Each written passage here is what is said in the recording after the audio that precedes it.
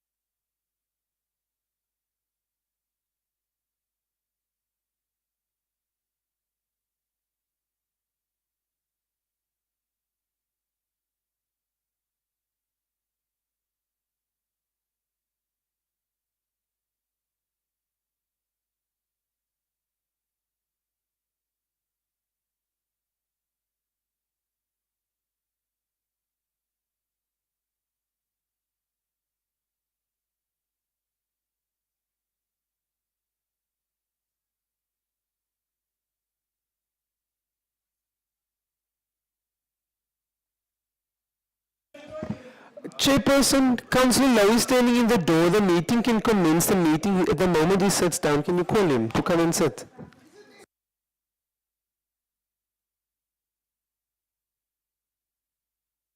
No, thank you very much, colleagues. Let's start. Thank you very much. Once again, greetings. To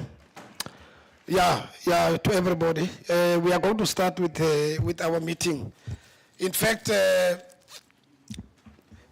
carry the point number 1. Allow me to take this opportunity and welcome all committee members, as well as the acting mayor, officials, acting directors, and councillors. You know, we're moving to point number 2, attendance. Akiri, from where I'm sitting, we've got a quorum, and amongst ourselves, I can see there are councillors, Councillor Chokolo, Councillor Kay Andrews, the Speaker, Councillor Petros, Councillor Maxime, Councillor Whites, as well as the acting mayor, Councillor Mabi. Colleagues, we are moving to point number 2.1, members present. As I've indicated that we've got Councillor Lowe.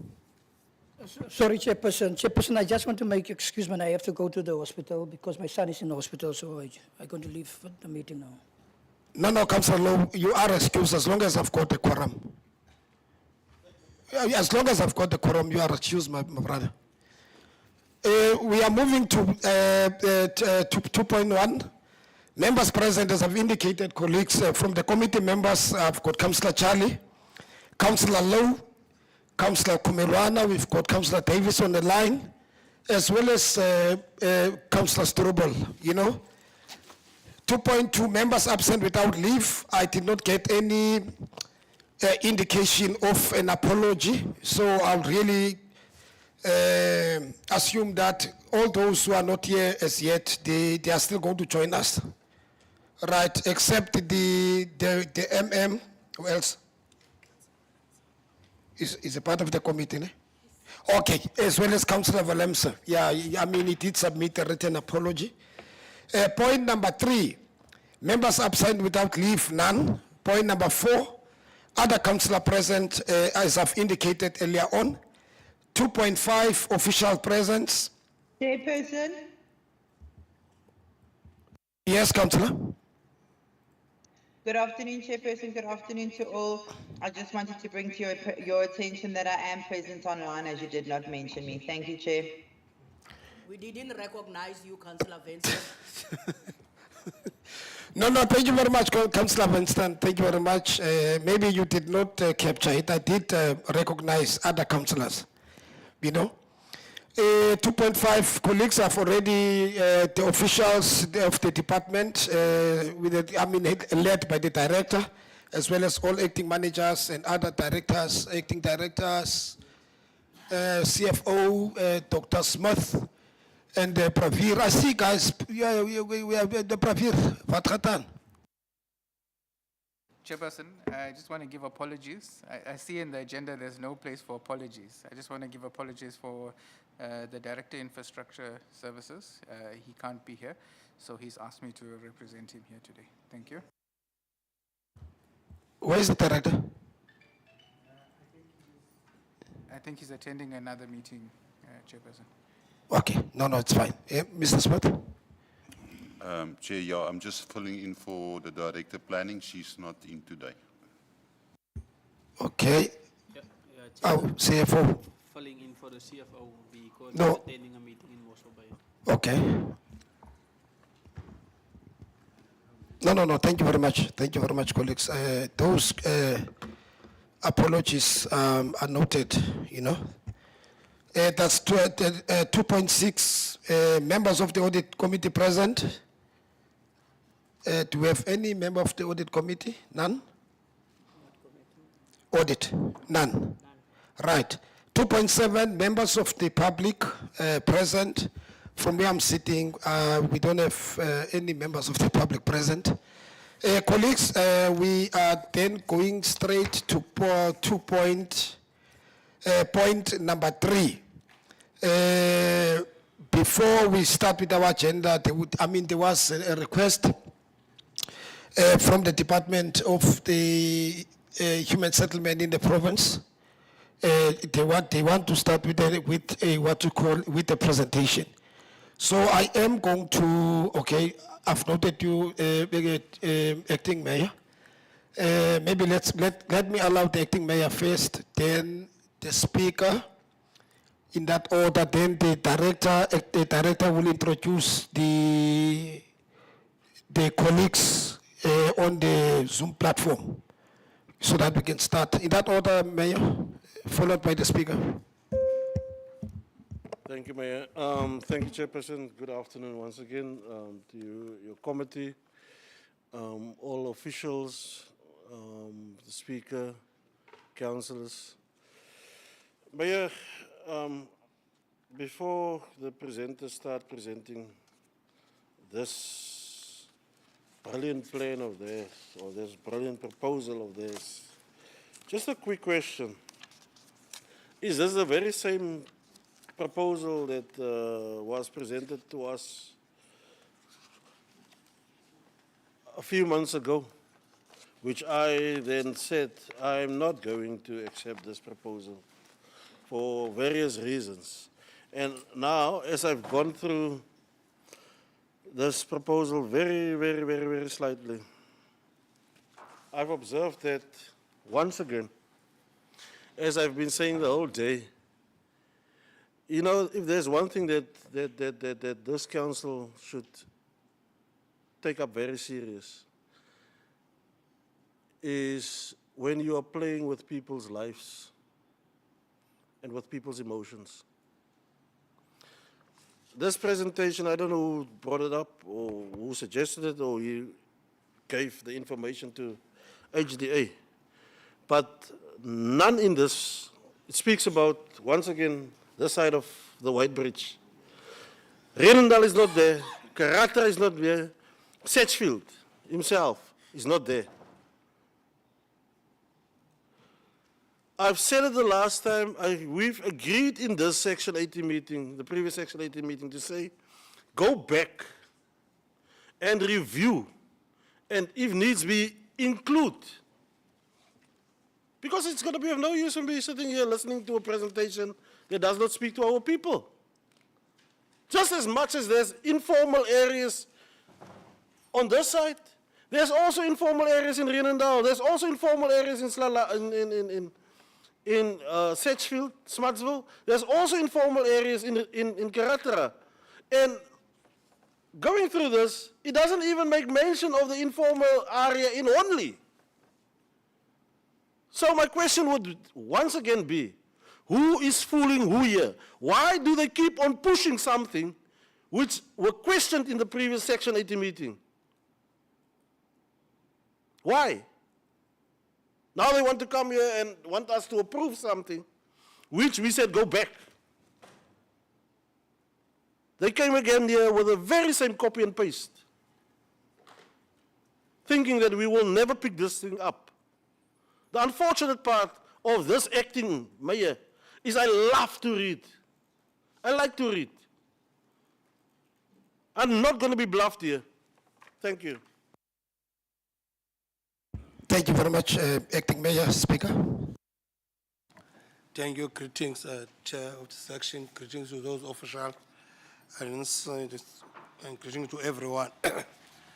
Chair, I'm worried about this agenda. I think some items have been dated from March until the last page. I don't know whether we're still in March. From page 15 up to the last one, it says that for March 2024. But I think next time whoever is doing agenda must be careful because we might think that's copy and paste.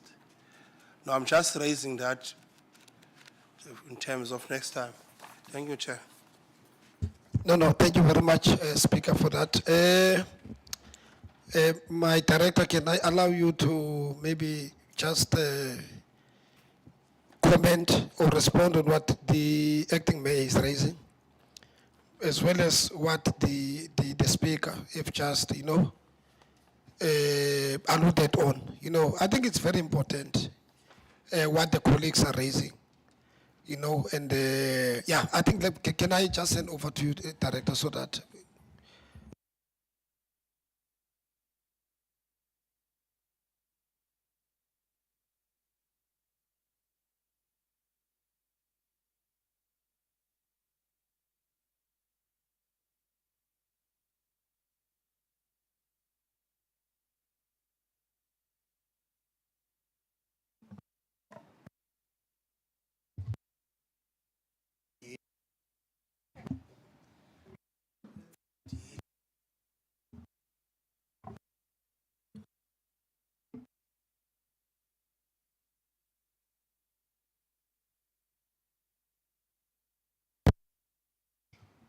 Yeah, thank you, Chairperson. On the question of the date, councillors might recall that the original meeting was going to be on the 4th of March, and this was obviously brought forward in this week, literally, I think 2 days ago. So the agenda was obviously issued on the basis of the 4th of March. Oh, okay, that would then be, sorry. I take that point. I think it is something that I will talk to Edwin about, because obviously we submit our items, but I will make a point of that. My understanding is that this work has been ongoing, and I think Dr. Robertson was going to give us an update on the discussions that has happened between, what I think what the Executive Mayor is referring to, and the work that is continuing in terms of additional work that has been done. I was obviously not party to the previous conversation, so I thought it's important that we obviously need to give the update, and she will also update us in terms of what is the way forward to the end of this report, hence the invitation to do a presentation today.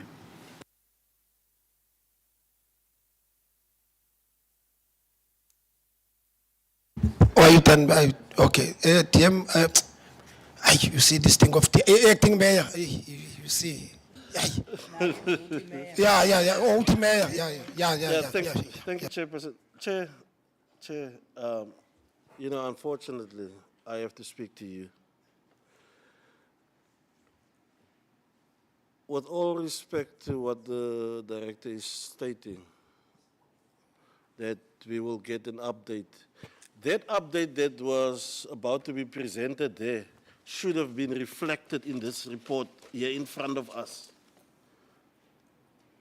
That's why I'm saying I don't want to see a copy and paste in front of me, because this copy was given to us last year. So if they made amendments, they should have given that amendments or changes in this document, which is dated 4 March 2024. So I don't even know whether we should continue with this presentation up until they can provide us with an updated document in front of us, not something that they're going to say at the end. I'm not interested in that. And second to that, apart from the places that I've just mentioned, just last week in Salga, we were told that we're going to, or the land from the forestry villages is also going to be handed over to this municipality. So even with that happening, it would mean that they also now not going to be part of our future housing plans. So, but that is for another day. But what I'm saying, Chairperson, the HDA must come back with an updated presentation. But I cannot accept this thing for the second time now. They are failing us. Thank you very much, Acting Mayor. The Acting Mayor have spoken. I'm going to allow committee members, Councillor Kumelwana, followed by Councillor Charlie. We made the ruling, we move in that order. Thank you, Chair of the session. Greeting everyone. Acting Mayor, should be proposed to the committee that this presentation at the moment must pause, and then the committee can make consideration on your proposal. Then as a committee, we deal with it. Director,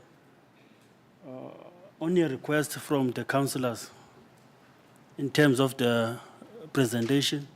Can you give a little bit of a feedback? Then we can able to withdraw this representation and propose it to the committee. Thank you. Thank you, Councillor Kumelwana. Councillor Charlie. Thank you, Chairperson. I also think that we can just say Bambe. Director, just J. You see, because I've been asking myself, nobody have answered me. Who is the town planner? Who is the town planner in Knysna? I need to know who is the town planner. Because today we are sitting with a problem in Knysna. I don't think the integrated human settlement will go and build houses without being given an authority by the town planner. Houses will be built next to the sewer. Who's the town planner? Whereby the town planner can say that we can't build houses here. Now we are sitting now with a problem where the officials now of the integrated human settlement, they are the ones now who've been lambasted by the community, saying that these houses, there comes water under because it's a wetland. So all I'm saying that just show me the town planner, man. We see now, there was this day in the community thing, Chairperson, about stairs have operated, but the thing have failed. Where's the town planner? Thank you, Chairperson. No, thank you very much, Councillor Charlie. So, Councillor Charlie, you propose that we park this presentation. Councillor Kumelwano and other committee members on the platform.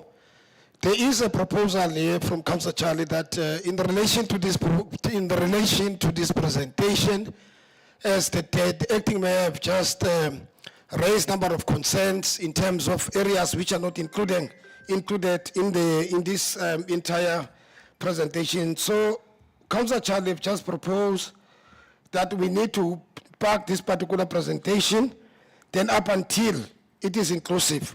So if colleagues on the platform you want to comment, I'll allow you, and as well as yourself, Councillor Kumelwano, so that we can move. Councillor Matika. Thank you very much, Chair. Just two issues I want to check. This presentation coming for the second time. Wasn't there a timeline that this thing must be approved? Second thing I want to check, is there any changes so that, are there any changes? Yeah, from this report, are there any changes? Because last time they said they couldn't do changes at the time, for now, because that's the only project that were done at the time.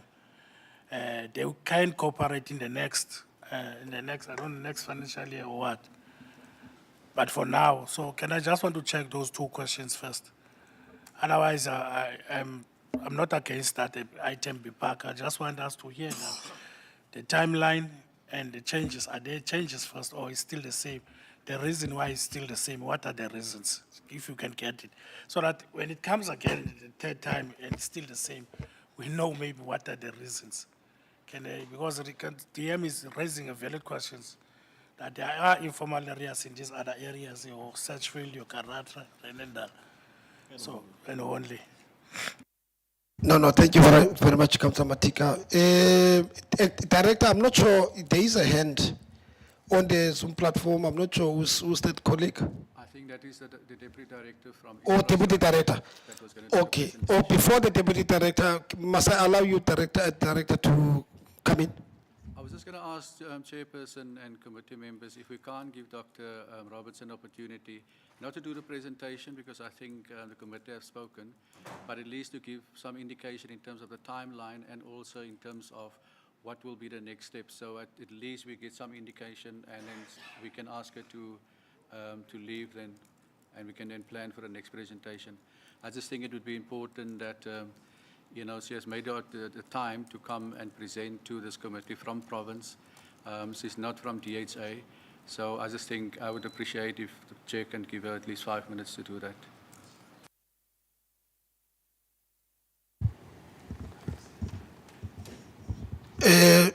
So, Director, you are requesting that I thought you were going to respond on what Councillor Matika have just raised, because that's one of the reasons why I've allowed you to speak.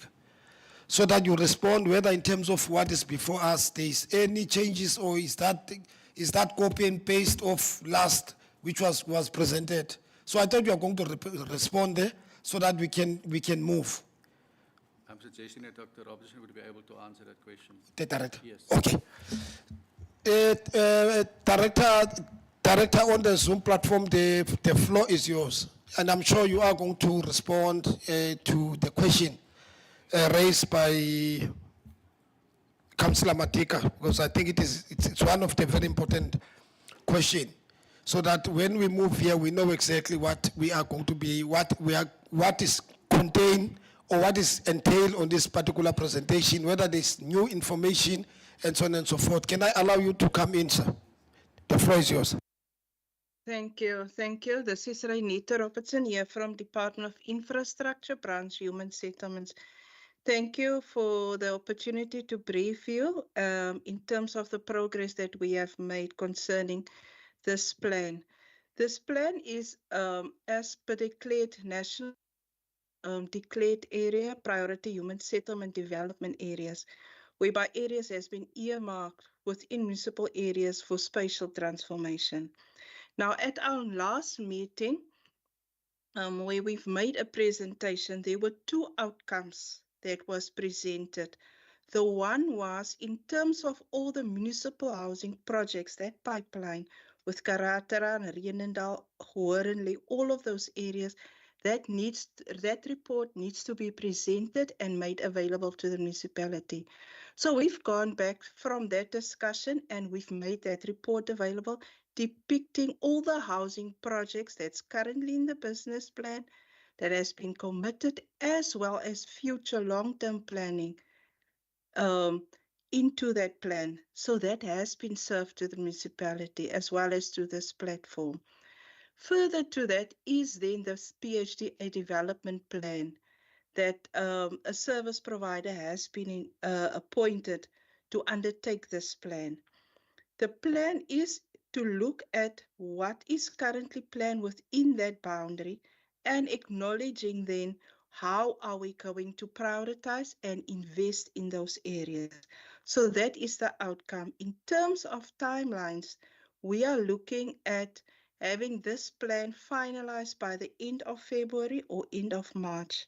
When it is a completed document, the technical people at the municipality has given input, has seen how it can be drawn into the spatial development framework, as well as the municipality's IDP, in addition to the pipeline report that has been made available, should also then feed into the SDF and the IDP.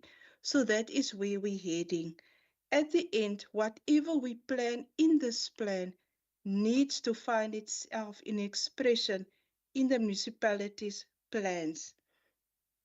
And this is not saying that only development will happen within this area. There is other developments, there's other priorities happening within the municipal space. This plan is to respond in how are we going to plan and develop within this area. So like I stressed, and I want to say it again, Karatarara, Reenendal, all those other areas are part of the pipeline, and that report has been made available to the municipality. Thank you, Chair, and thank you for the opportunity to respond. And I hope I've put everyone at ease in terms of what this report will do. Thank you. Thank you very much, Director. Thank you very much, Acting Mayor. Thank you, Chairperson. Thank you for Director Robertson, I think. I'm sitting here with this current plan here in front of me, and since getting here, I've scrutinized this report. There's nothing, or at least this one in front of us is not updated. It's not, I can attest to it, it's not updated. It doesn't speak to what you've just said now. And secondly, I'm just going to look at one particular one, for instance, that speaks about informal settlements on page 59 or page 75. It speaks about Bloemfontein informal settlement, Kailete South, and Nekis East, Love Corner, Kolweni, Gobololo, Klalani, Concordia A and B. That's it. So I'm saying to you, Director Robertson, as well as Director Human Settlements in Neisner, we as council have not received any reports which has been updated, because the one that is here in front of us is not the one that you're speaking about.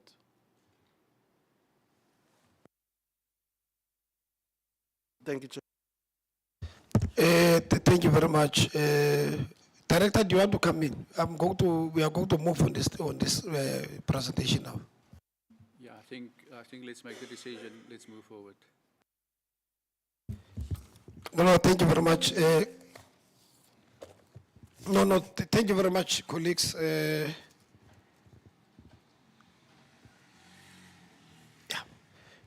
you very much, colleagues. I think let's therefore, Director Chris, that we're going to park this presentation, and I hope you guys are going to be going. Okay, I'm noting you. You guys are going to be going back to what is necessary. Come back, and come, Sam Kumelon. Thanks, Mayor. In terms of the time frame, Mayor, you did cover the time frame. Councillor, up unless I did not capture it, but she spoke about end of February to end of March, and I will assume that we are in the middle of February now. So if we are talking about finalizing this thing, it's going to be get towards the end of March, you know. Speaker, I see your hand is up. No, thanks, Chair. I'm covered by the whip of council because I think the department, in terms of our own department, needs to zoom into this thing seriously because we don't want a divided council regarding this matter because it speaks to some areas as well so that we give service equal to everyone. If they request, it can be admitted of the mayor, then let it be. But I'm worried of time because the director mentioned February and late March. Then it means that the department must have a special sitting around this issue. Because if you read the document, also it talks about flips. And it's a challenge in Knysna, the flips issue, in the head of LA. And we've been saying this municipality does not have money. And if we lose these processes, we're losing a lot of revenue to cover ourselves with the municipality. I will urge the new director to speed up the process through your office and the mayor and everyone, the MECO, so that we sit as early as possible to deal with the matters that need to be addressed, as well as the matter of the spatial development framework, which was not adopted yet by the council, because I think they're making reference to an old one. Remember the last one we had workshop, it was stopped between two officials that speak against each other. I think the MM should zoom in there. Then we have a proper thing so that we can move, because this report in page 43 is talking about the special development framework, whilst we had a workshop, we didn't finish around this issue. But I really ask the talk with yourself. Early as March, please, let's meet and address this issue. Neither got bigger issues. It's just a flip issue. Because these people like us are buying the houses of other people unnecessarily. Thank you. Thank you, Speaker. Thank you, Speaker, for that submission. Councillor Andrews, so that we can move, colleagues. Thank you, Mayor. I just wanted to make a suggestion, maybe because it looks like, as the doctor was saying, that they did support the new report to the department, but it looks like the department is maybe not aware that they received a new report. To refer the presentation to our next MACO meeting, and then be represented in our MACO meeting. And just check if Ms. Robertson is available on our next mayoral committee meeting, then she can do the presentation, because this item is actually urgent and it speaks to all wards if it states that only Renendal Karate is also involved in the plan. So just for time frame to move the presentation to our next mayoral committee meeting. No, thank you very much, Councillor. And I'm sure the director will just liaise with the acting director from the province so that they can do what is necessary. And so that when we get to MACO, if necessarily they can, if they are ready, they can always, we can always move. Can we first check the date? I think it's in first week of April. Can you just check the correct date, or we're going to have a special MACO? Because I know some of Section 80 are also in March and the MACO. I don't know if it's month end March or first week April. Unless we are saying let's have a special, we'll ask the acting mayor to call a special. Or I'll suggest we call a special Section 8 of housing to deal with that matter. No, thanks, colleagues. Mo, are you covered? Colleagues, we are moving now. We have dealt with the noting of the provision of code of conduct. We are now at point number 4.1. Minutes of the previous meeting, which was held on the 14th of November, 2024. The minutes are found on page 4. Page 4.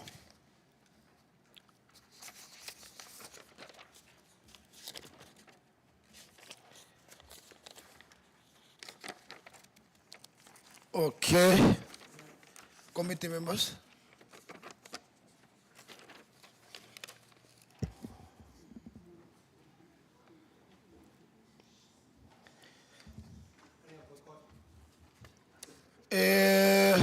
Committee members, can we move? No. Yes, Chairperson. Thank you very much. The second item is point number 5, the execution list. From from number 11. There's any end?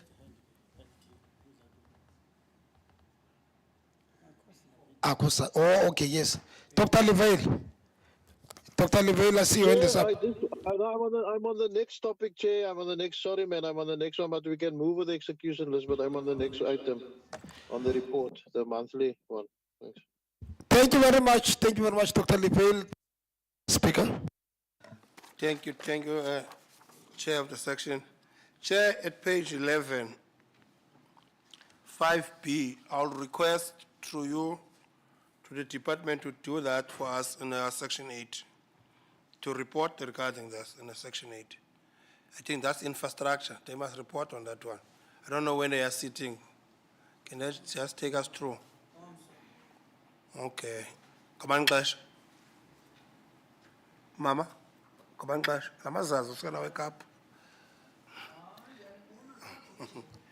Chair, you speak to infrastructure to tell us what's going on in terms of our informal areas and services. Can just we have that on tomorrow. I don't want to hear tomorrow that they say they are not aware. There's that tendency here. The department blaming each other. Pravi, you saw the item? Page 11. 5B, execution list. The Directorate Infrastructure Service provide a comprehensive report pertaining the lack of infrastructure bulk services in informal areas. You see, because I know you're going to say here you don't know about this now. Let's do it tomorrow. Pravi, you report as such to your principal to do that tomorrow. Your section 8 is tomorrow. Thanks, sir. Thank you very much, Speaker. Colleagues, any other issues on the execution list? Yes, Acting Mayor. Chairperson, I think on that very same thing that the Speaker has asked with regards to 11 or 5B, I think it's important for us, and perhaps we should also discuss it in our infrastructure meeting. There is currently this lack of, when I'm looking now at the last time where they've graveled the roads. They haven't had any of the service providers or whatever to go and gravel the informal areas. I don't know whether they've done it in Neisner in particular, but not on that side, as I've always said. But if they can really start delivering the services also to our informal areas, because it's people living there. They are not pigs or animals. Thank you. And No, then, no. just lastly, just a quick question on the execution list on page, what's this page? 12. On the chemical toilets, because I know the last time there was this request for environment on chemical toilets. Has it been sorted out? Has they made provision in the adjustment budget for funding? Yeah. Thank you very much, Councillor Chane. Thank you, Chairperson. I just need to know from the department. There in Ward 3, there is a chemical toilet when one of those houses burned down. And nobody wants to take that toilet there. And those people, they promise that they're going to take us to Neisner Plate Herald because it's in front. They said, the municipality said it's not their problem. They said, those people said it's not their problem. So who is responsible for those when it's damaged or it's falling because now it's stand there? I have got a photo here whereby those people send it to me. Okay, Councillor Winston. Thank Okay. you, Chair. Can I speak? Yes, you may. Okay, thank you, Chairperson. Chairperson, with regards to the chemical toilets, I also would like to just find out the feedback regarding that and the management of our chemical toilets. We know that we have such a need for the chemical toilets. That department, through you, Chairperson, to the director, please, we need to have a better finger on where and what's happening with our toilets. I have a structure in Karatra where the toilet has the structure burnt down and the toilet has burnt with it. Yet there's this additional toilet on that same property. There's no structure there. Now we've got two toilets, one that's burnt and then a new toilet that's there, and nobody's living there or occupying that structure. And there's a waiting list of where we urgently need chemical toilets in Karatra. So please, that needs to be investigated into, and then I will, through you to the director, just follow up on the toilet that needs to be moved. But I just want to bring to the attention that the toilets are being mismanaged. There's a need for chemical toilets, yet we're not managing them properly. Thank you. No, thank you, Councillor Vincent. Speaker, and after the speaker, I'll allow Pravir to respond, followed by the director, in that order. Yeah, in that order. Speaker. Thank you. Chair, in page 12, Council took a resolution regarding chemical toilets. They said here, the environment has been prepared and sent to finance so that an action can be taken just for November and December. The money was available just for November and December. The department told us here as council. For December 2024 up to June 2025, there's no money. Council must pronounce itself. The department told us, yeah, there is no funds available. It all depends on us. We were dealing with adjustment budget recent, the meeting that we just move on. We, as council, must now. I think it's out of the hands of the officials. We, as councillors, is busy in the preparation of adjustment budget. Thank you, Chair. No, thank you very much, Councillor Speaker. Ufuna Councillor Charlie, then we Now, move. I need to know now, just because there's no money, that toilet is gonna stay there now. Who must be removed, that toilet there? Because those people, they open their door, the number 2 and number 1, as it have burned down, is just facing to them. Who is responsible? We are the ones who say that these chemical toilets must come, because when I said it's a bucket system, I was a bad person. Now, who is responsible for removing that toilet so that I can go to that department and say that, go and remove that toilet in front of our people's houses? Who's responsible? I know about, there's no money whatsoever, but a toilet was there when the money was there. Who is responsible to remove that toilet? Thank you very much, Councillor Charlie. Councillor Charlie, we are going to allow the officials to respond, and they are responsible, Councillor Charlie. The department is responsible for moving toilets. You know, I mean, it's their responsibility, that one. You know, Councillor Charlie, you must never worry. If there is no money, department, they know exactly what to do. Yeah, so let's allow the director and his team to take us through. And where is Pravir? He's acting director. He must not run away.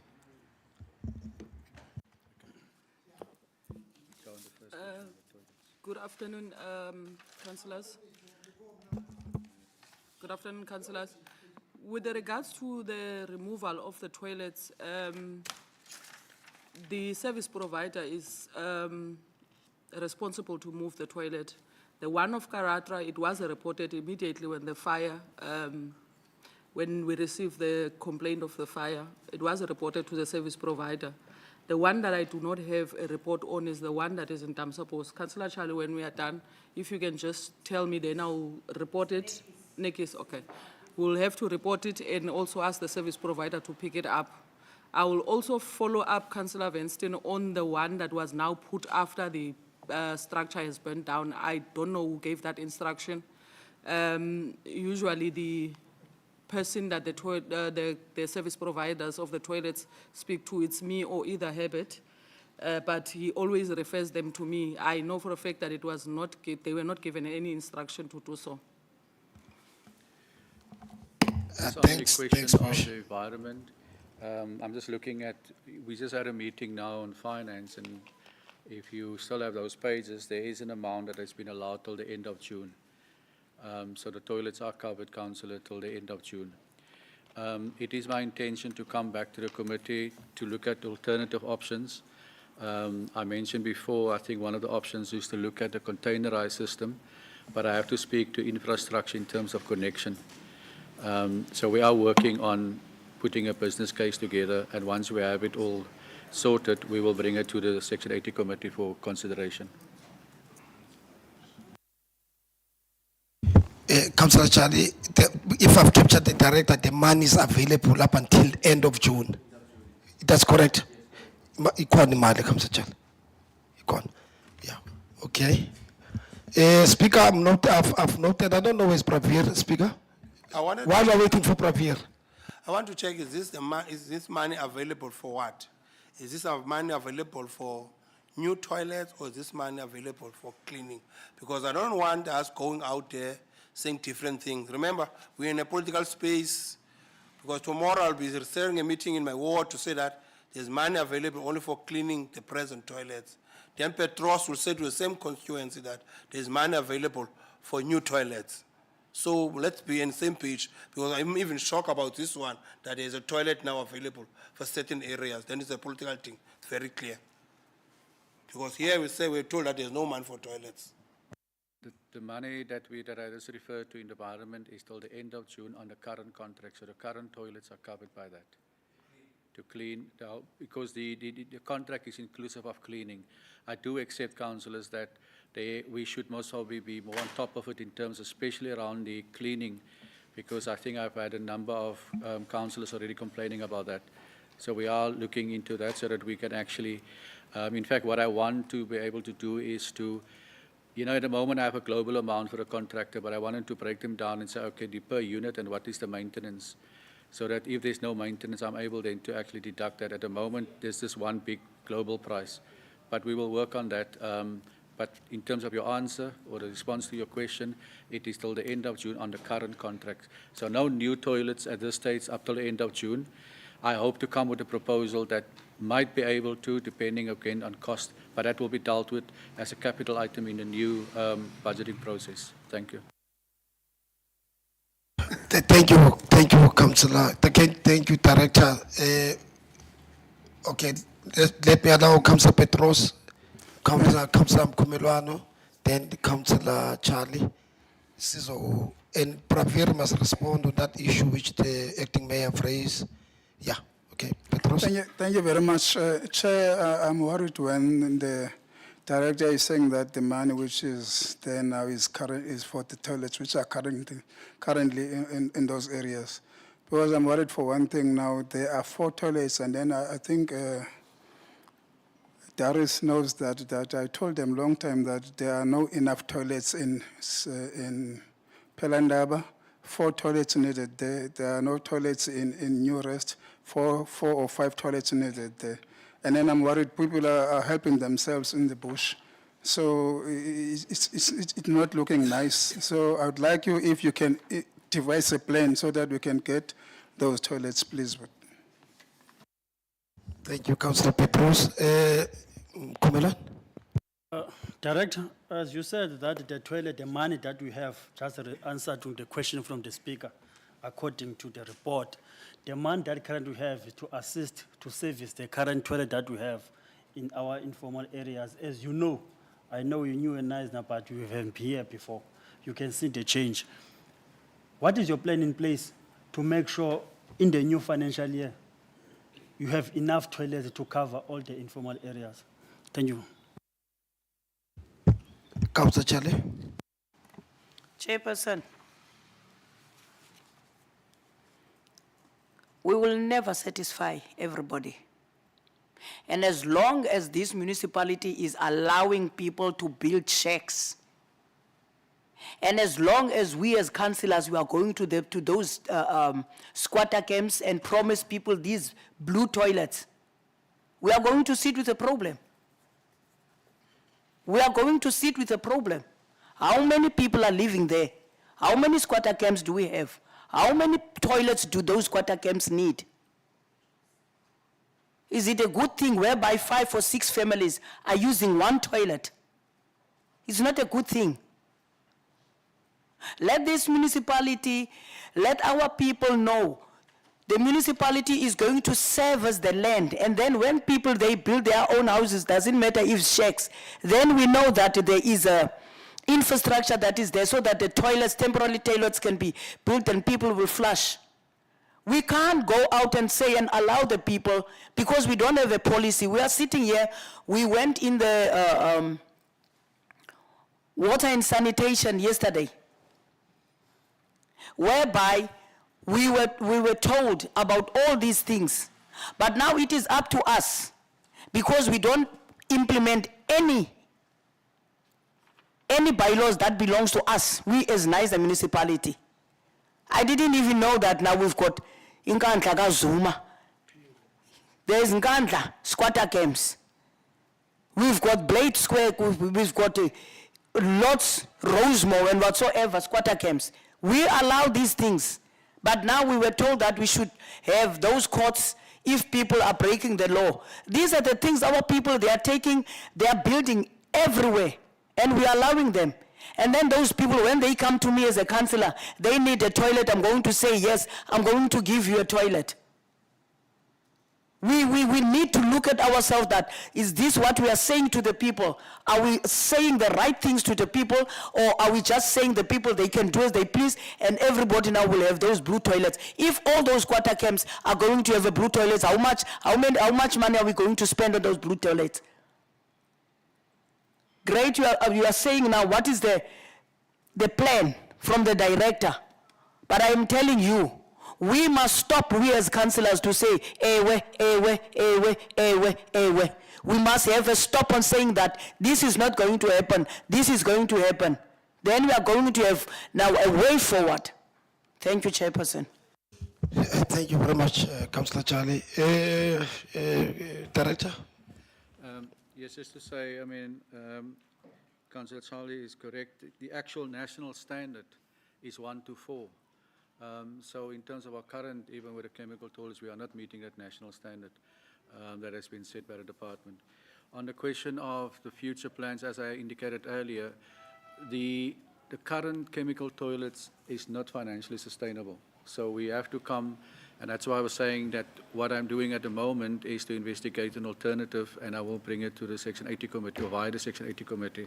And that is that we need to look at, is it possible to provide containerized, which is more humane, which is, which is more secure, and bring that to the table. But I need to cost it, because I can't come to you without actually having a cost, because then I'm committing counsel to things. I will also try and get at least 1 or 2 people to present so that people can actually see how it works. But it is important, that obviously my colleagues in infrastructure, because it's useless putting those units there and we can't connect to the system. Also, I mean, there is a practical problem. I don't think necessarily we will immediately stop with the toilets after June, because it's just the topographical area just doesn't allow you to always, put a structure up in the northern areas. So all of that will be factored into, and I will come back to the committee. Can I just say, Chairperson, that maybe what we then should say in terms of, for the purpose of the minute, is that the Directorate need to do an assessment of the current location of toilets, take stock of the toilets that are not being utilized, as some of the councillors indicated, and then just do a kind of reorganization with the this current service providers. And I can undertake to do that exercise and report back to the committee. Thank you very much, Director. Is that, colleagues, I'm not sure whether the Director was just adding a second recommendation. What you have just, raised. Can we move, committee members? Yes, we move. Can we move? Yes. Right. Thank you very much. Let's quickly move, colleagues. New matter submitted by Municipal Manager 6.1 priority Human Settlement Development Areas presentation is the number 15 is the one which we have agreed that we are going to move it to next year when it's done. You see, Director, this copy and paste is the problem. Yeah, it's a problem, that one. Copy and paste and housing, it's middle of the same bag. You know, let's move, colleagues, to point 6.2, Integrated Human Settlement Monthly Report. I mean, for the period December 2024, the report is found on page 89. Let's go, colleagues.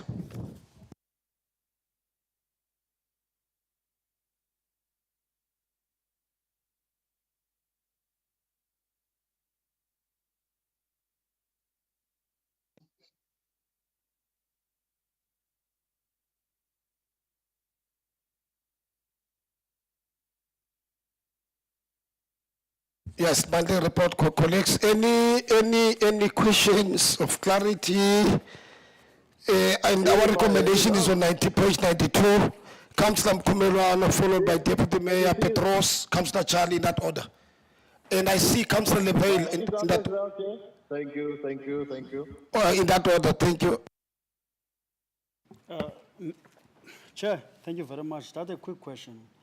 Is the interworking relationship between housing on page 90, Kailetu bungalows, we built 30 units there. My question, we're not stopping on that 30 units. Remember, when we're starting those temporary housing, we employ a contractor to install electricity. Now we have already temporary structures.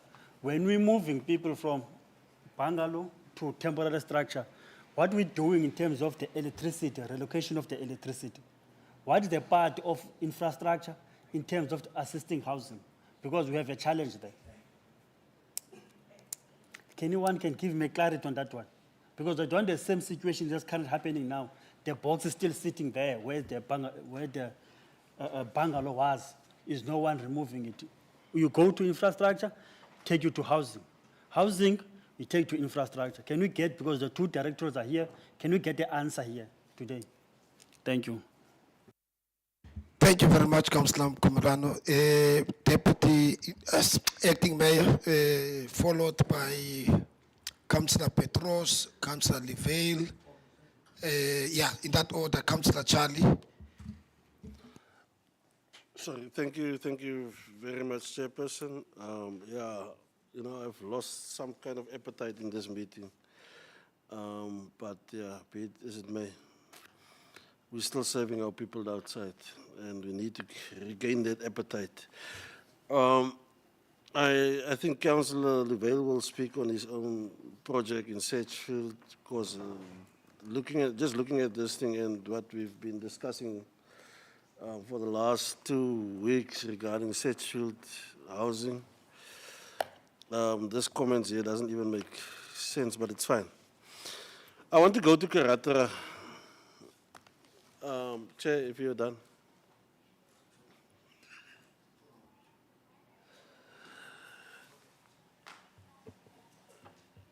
Chair, I want to go to Karatara on page 91.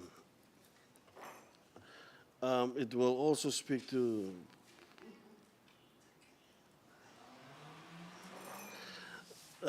partially touch on Rendal, because and I'm glad that infrastructure is finally part of those meetings.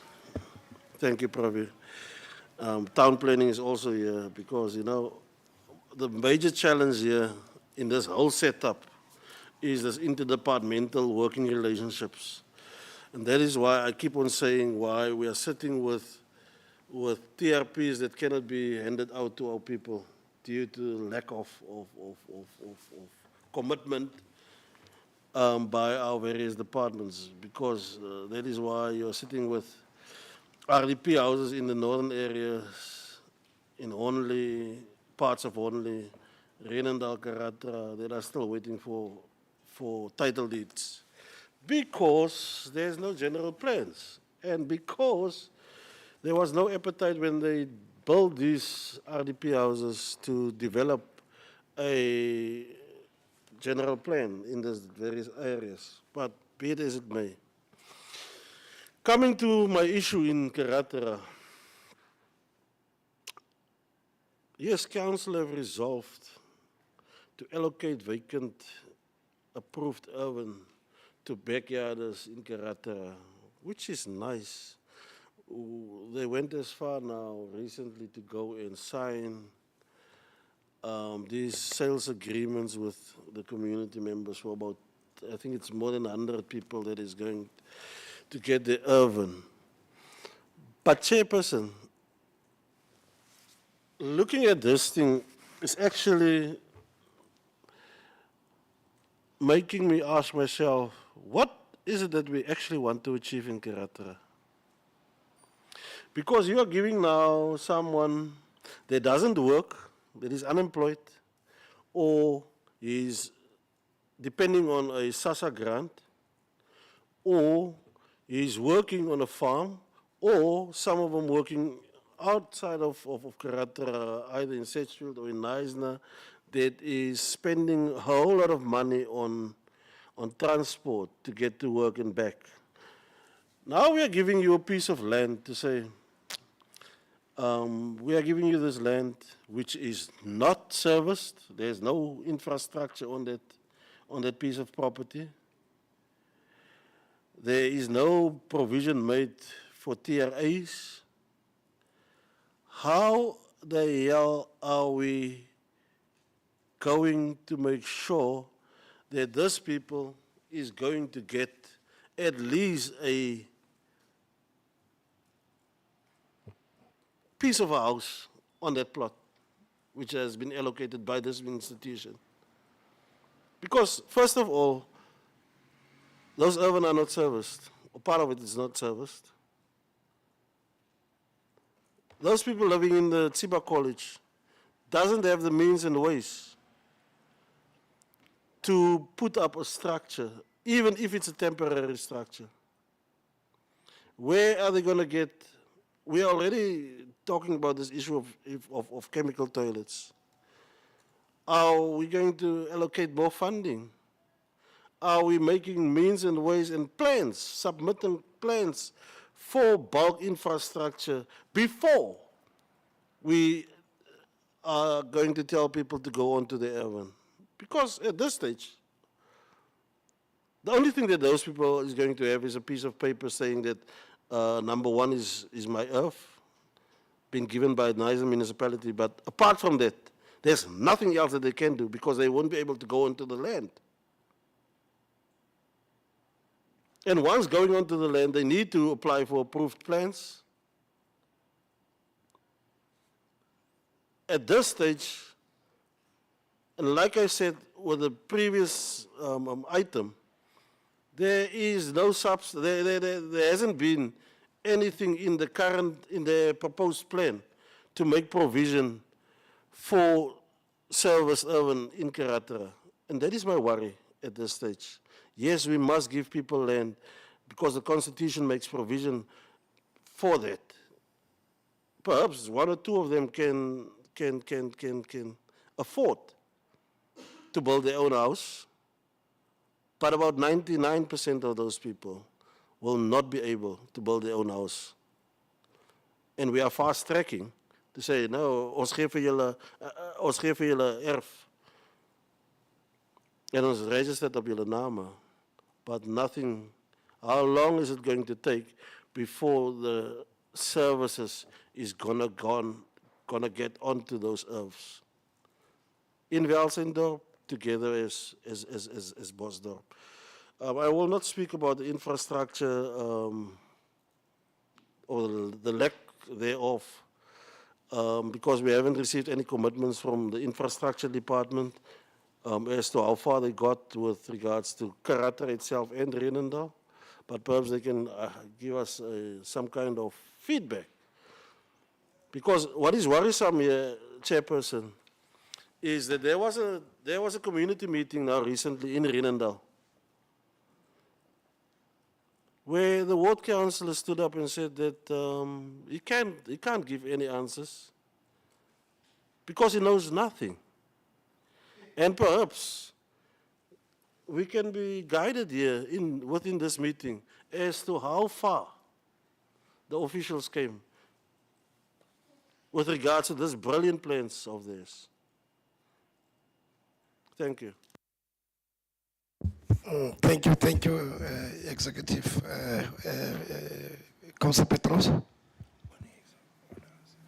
Thank you very much, Chair.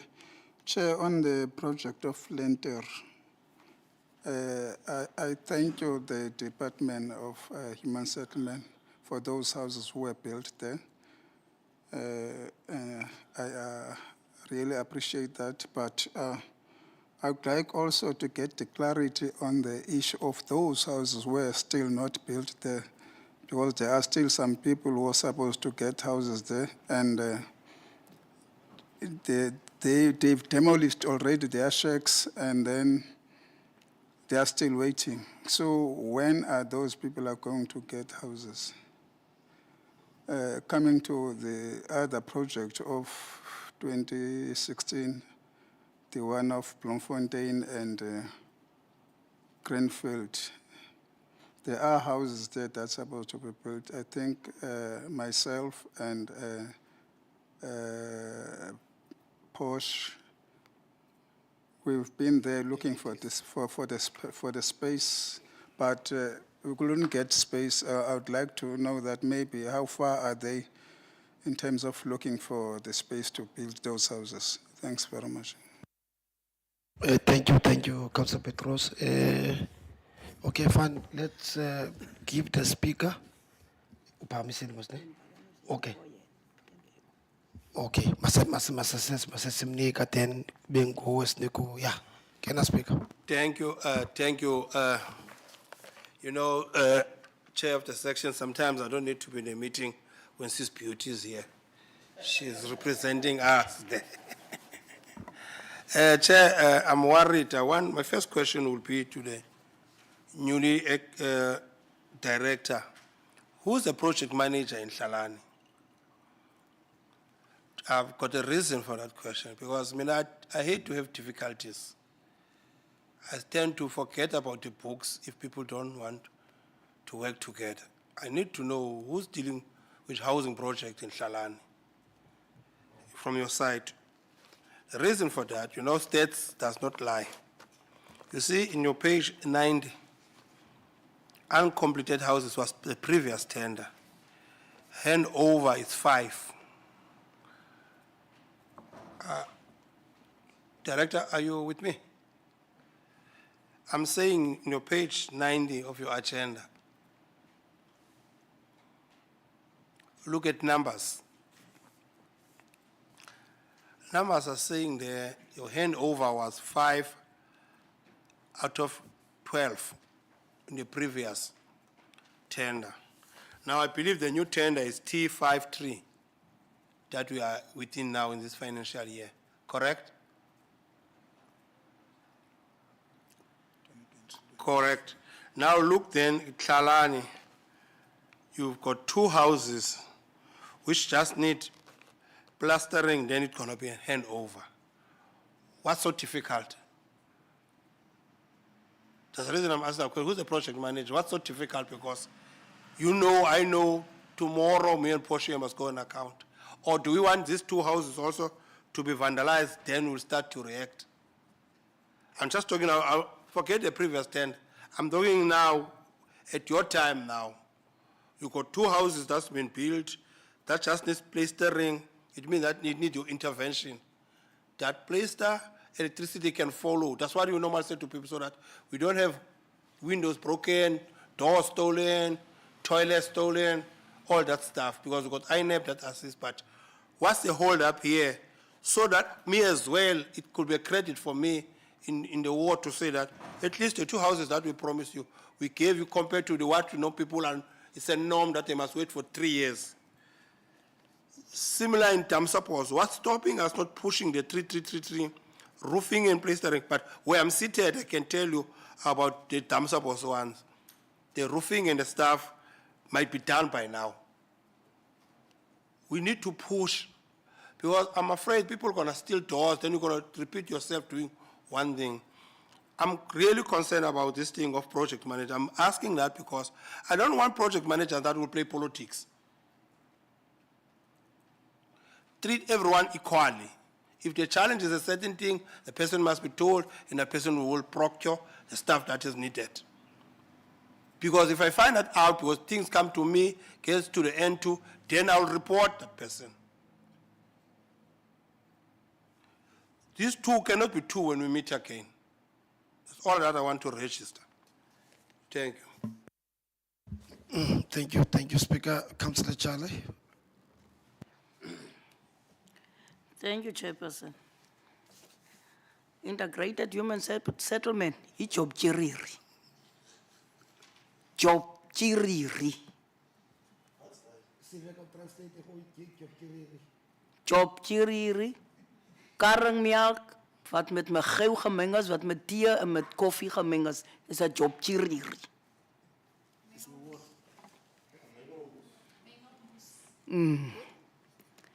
So, because this is now affecting those who have just working now at this department. As I have mentioned here, since 2006, trying to stop this job career that is happening here. We've got, I have a problem. How this department is building houses. I am repeating myself, we are Xhosa people. You can't say you are going to give me a house for life whereby I don't even have a space to do a washing line. You know exactly in the northern areas that we are people who do imicimbi. There is no space whereby I'm going to have my own kraal. How can I go and slaughter a cow at the Skosana's house, but I am umwadlomo? Because now those people, they must go and go ask for a place to slaughter that cow. The blood must fall there in my space. Now we are building those houses. Those people now, our people, when you say you are going to build, you get a house, you feel so excited. Then after the house has been built, that's whereby you started to realize that ek is ingeloop. I don't have a space to move. What is happening here, I can hear. Those houses, there's a house here that it's with an electric pole. What does the rule say? Houses that has been for 2 to 3 years, they're not finished. There's a one house whereby now that lady is staying and making fire, and that house does not belong to that lady. She is using, she's sleeping there, it's not done, but she's sleeping here. The owner of that house, before we hand over that house, the one who got the contractor now must redo the house, and it's going to cost the contractor. The other thing is, this municipality and this department, you remove me where you found me, you go put me there. I die before you hand over my house. Then you are going to tell my children the house was not built for the children. It's unacceptable. There is no mother who is not caring for her children. This is what is happening. But you'll find in other houses whereby those people, they do have everything and the parents have died. There are houses that are being built. To the other people said, when you died, we can't hand over to you the key. We must give the key to those who are still alive. But to the other people, no, your mother died before we can hand over the key. You are not entitled to get the key so that we can get the house. This is what is happening. And I hope the director is going to take care of those things, and we need to fix these things. Our children do now the fat and set because they don't have home. They must go and stay now with their boyfriends. There's no home for them. Others died waiting in those bungalows. People are lambasting the ward councillors. 17 years, people are staying in bungalows. You remove an old woman from her house, from her bungalow, who is a 6 or 7 room. You go put that mother in a bungalow, which is a 2 room, for 17 years. That's a painful thing. That's why I'm saying that I don't want to dwell in this, but I am glad that we are here. That is why I said, where is the town planner? Because this municipality was given a letter by Department of Health, 6 letters about a girl in Nekis, where the house is molding. These houses are cracking. They are molding. Now the people need answers to us as the councillors. Mayor, is a swoge crack. That muff, elke maand moet ek verf. What about the people who doesn't have money to go and buy the paint? It smells. So that's all that I'm saying, Director. You are here now. You will see, and I so wish that changes are gonna come. Because this thing, what is happening, meer sand, minder cement. This is what is happening in these houses. Thank you, Chair. I think I need to know these houses at Kayaletu. Did we fund those houses, or is it private? Those houses that have been built now in Kayaletu, because I need to know so that I can protect the Department of Housing. Because you know our people, they are complaining now, saying that now we had big houses. Opposition now are coming now because they eat the money. This is the things that the people are saying. Now I have to protect because I have to know, does this funding come from the municipality or is it a private thing, so that I can answer and protect the officials. Because people are just talking. When your blood is not good with the community, you will be put in that thing and be lambasted and all that stuff. You see? So that's why I need to know, because I know for sure 1988 those houses were built. It was not the municipality, it was somebody who built those houses.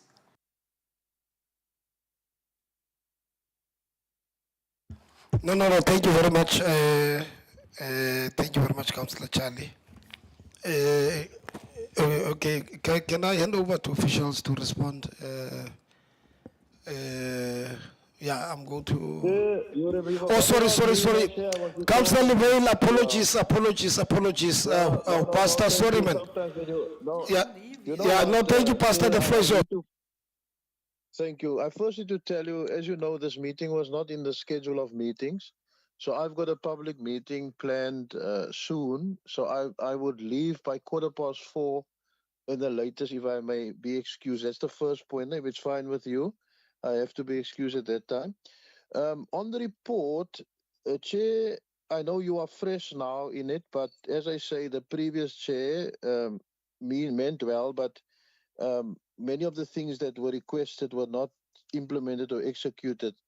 But I can remember, as far as a year back, we spoke about the quality of the reports, the content that's on the reports.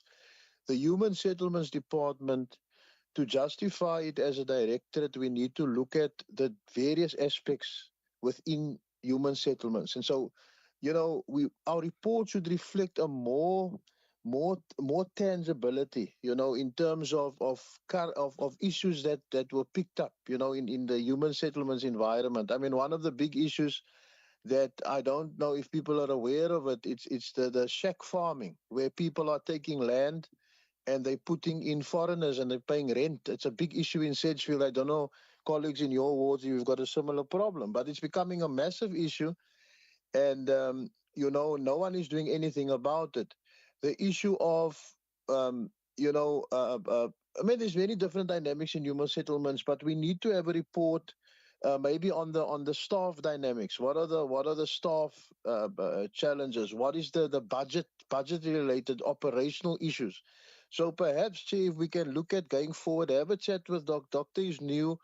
So have a chat and how we can make the reports. If you look at the other reports of the other portfolios, you'll see it's quite living. It's quite, it's quite, be able to interrogate it holistically and see the department as an holistic department. At the moment, the only things you basically get are these monthly reports with very little information, with the same information over and over again.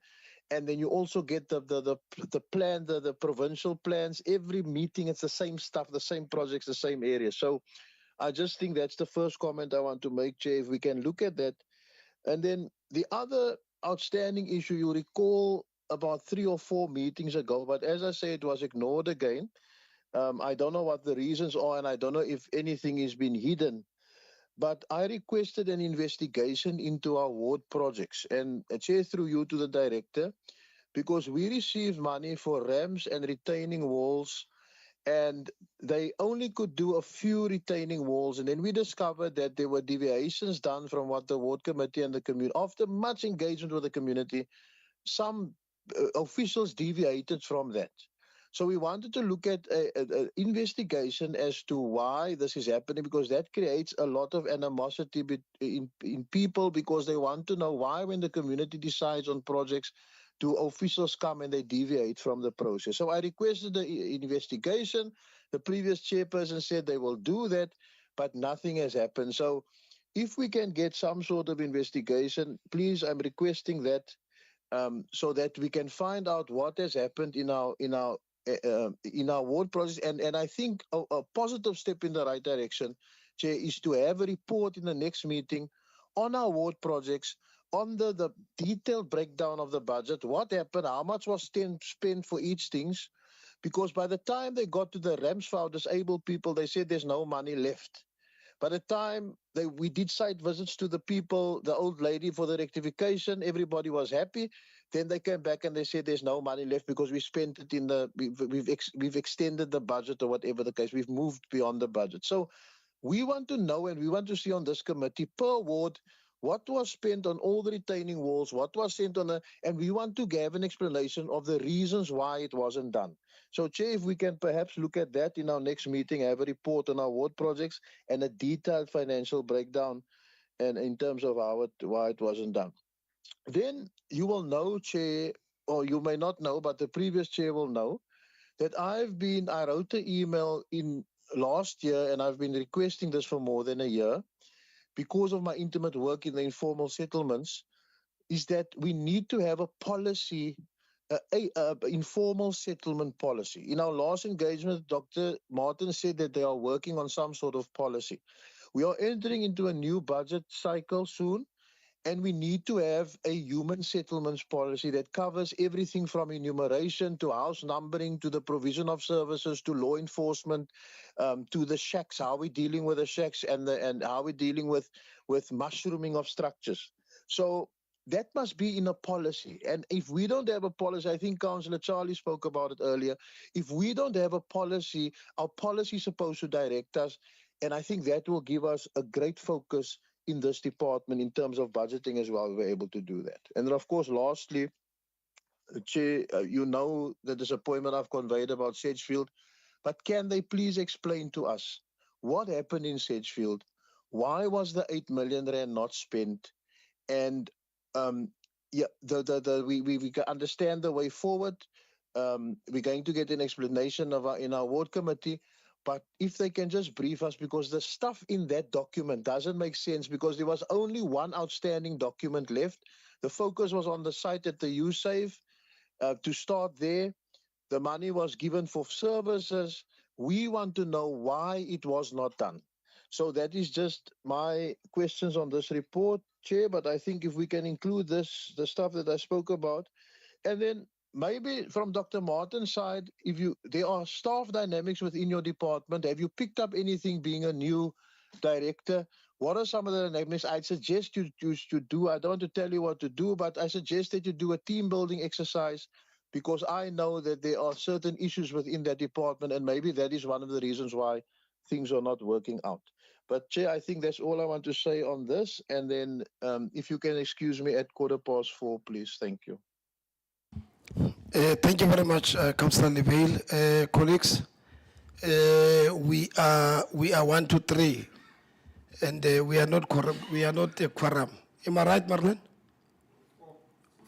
Are we 4? Where is Stubble?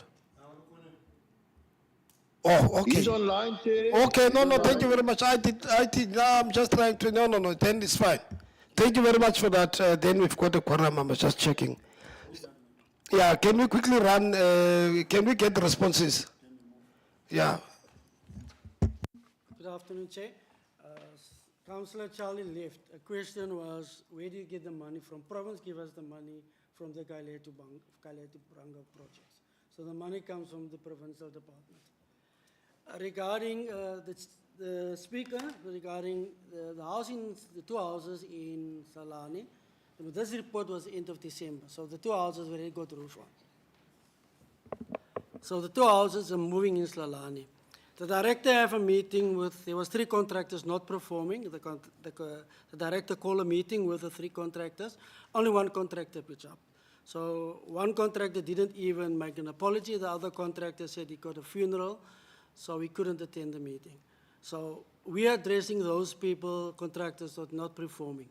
Currently, we're in a process of reviewing all the current contractors on site. So we're now evaluating them and try to submit a report to SEM, said, look, this contractor perform and this contractor don't perform. So we are busy now evaluating each contractor which we have on site. And regarding Councillor Petros, I wasn't aware there was people already demolished houses, so we're still waiting for them. If you can give me that names of the people that already demolished, then I can put it on. Regarding the Kolweni project, yes, we did have a visit. We're still looking to see where we can find, where we can fit in houses between those projects. Hopefully by Monday I will have an answer for you.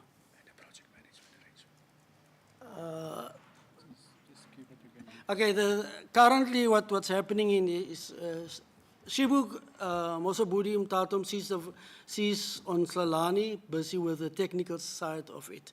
Me and Portia, we're running the project management from the admin side. Mosabudi Tatum Shibu is doing the technical aspect in Salani. So she in Bronwyn got certain areas where he just concentrate on the technical issues on sites.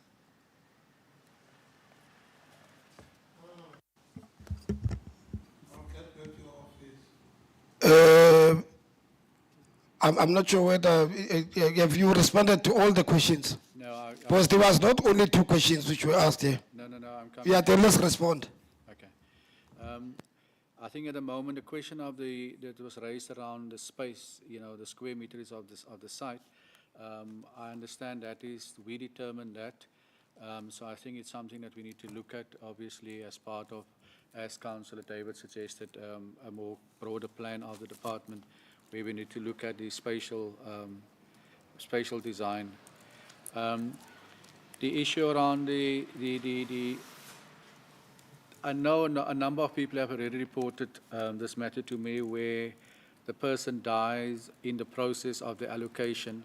And I think we need to, one of the things that we need to look, obviously in the normal course of event, if the person lives in the house and the person dies, and obviously becomes part of the estate, and who then takes over or inherit, that's a standard arrangement.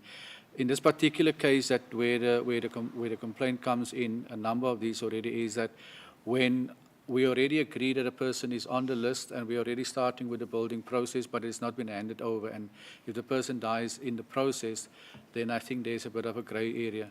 So I think I will speak to legal to see if we can't have a situation where we actually have something contractual, so that that becomes in part of the estate discussion for that person when he or she dies, or the person originally allocated to. But that is something that I need to talk to legal. So, for example, at the moment we have the sales agreement, which is what the executive mayor referred to earlier in terms of Karatra, those sites. So at least people have something in their hand that refers to a particular site. A plot that is there. So it's maybe something similar that we need to look at, but as I said, we will discuss that with legal and sort that out, because I know it is an issue. I mentioned the size of the plots, that's determined by us, and we will have to have an internal discussion in terms of how we sort it out. The crack in the houses, I think, councillors, there is a general problem in terms of, in some cases, where the quality of the work, and that's partly why we're undertaking the assessment of our contractors at the moment. There are other, as far as I'm concerned, there's also other contract management stuff.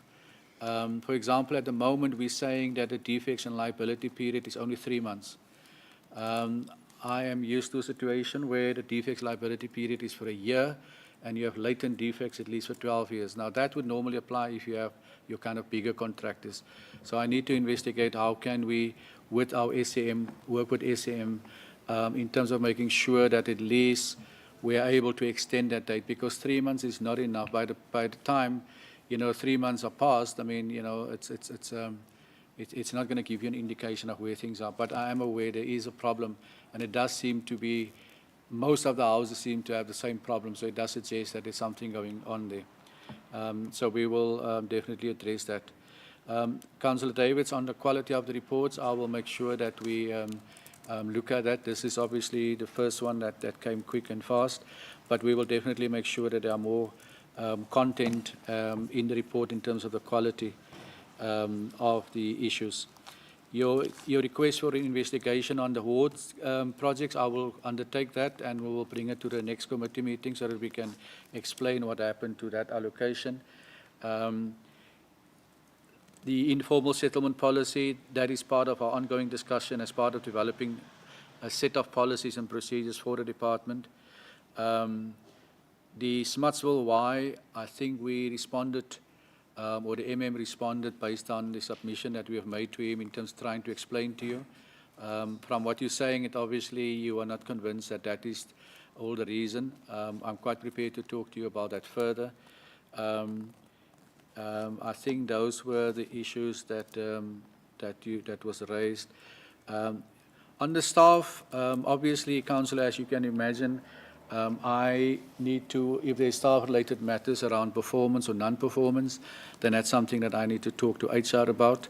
I know that the MM is very clear on consequence management, and obviously I'm committed to that. So I've already had a discussion with the team about that. In terms of future projects, it just happened to be that on Monday morning we have a management workshop to go through each area and in terms of identifying those projects that some projects need to be correction. We need to go in there and correct some of the mistakes that we have done in the past. But all of that, once I have that on the paper, I will then have an interdepartmental workshop with infrastructure and with planning and with finance so that we can then start to work out moving forward. So the principle of working in interdirectorate is well established, and I accept that. I accept that there's nothing I can do if I can't get infrastructure to deliver on the bulk service. But it's also to do with project management. I think we have mentioned this thing on a few occasions already, that when we start the project, we should actually have a proper project team together, representing different departments, so that electricity know at what point the house is going to be ready for electrification. I take the point that was mentioned in part by the Chief Whip, that the issue about electrification and the fact that it's not included in our program, and it's something like, it's something like separate that electricity need to look at. It needs to be obviously part of. I would hope my experience would come in terms of construction project management, that we will build up a project plan that will be inclusive of all those phases, working with the various directorates internally. Thank you, sir. Tim? Yeah, Chair, just a quick one. I haven't received any response regarding the Karatara question, sir.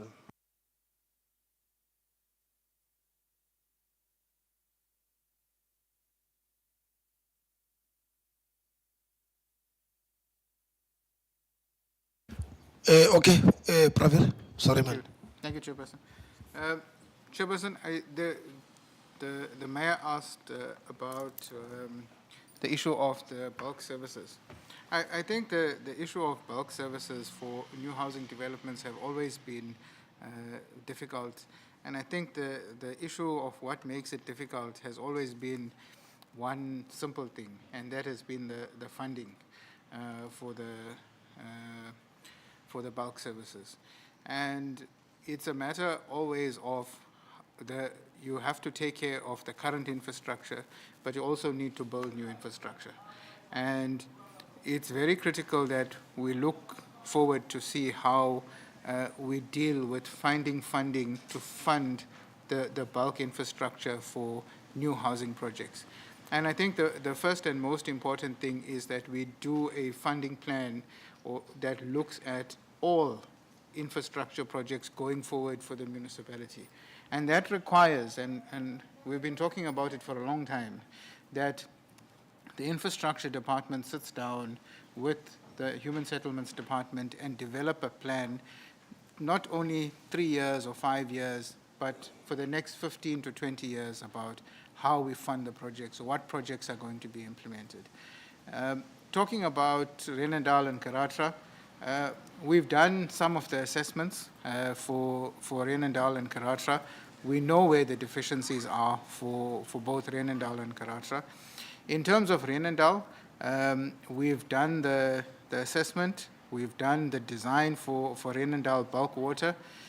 We've submitted that application for funding. Everything is ready. We've even put together the tender document for Renendal bulk water. It's set at bid specification committee during the course of this week, and it will go for final bid specification evaluation tomorrow. So we've even prepared the tender document. But it also still needs to get the final approval for funding from the funders. So I think we have made progress on the Renendal project, but Renendal sanitation still needs funding for us to do the final upgrade of the treatment works. But that's not a big exercise. It's a much smaller exercise with much smaller funding. In terms of Karatra, the problem again is funding, and that is where the problem is. So that's the response on those two. Yes, acting, so that we can just go to, yes. Yeah, thank you, Chair. You know, Pravir actually answered me on what is relevant, but the key thing which he also pointed out is, yes, funding is needed, but how do we get to the funding? And he said that they need to sit down. And in previous meeting, the same reply was given that we still need to sit down. What I want to get to is a point where they, as different directors, can actually sit down and start moving on these things where they can start applying for these fundings that we are needing. Because we are well aware that we need funding, we need money for all of these things to happen. But it can only happen once it is part of our IDP, once it is part of our budgetary plans going forward, but also once they as teams can sit down and say, this is our business plan, we will need infrastructure here. Infrastructure, what is your input?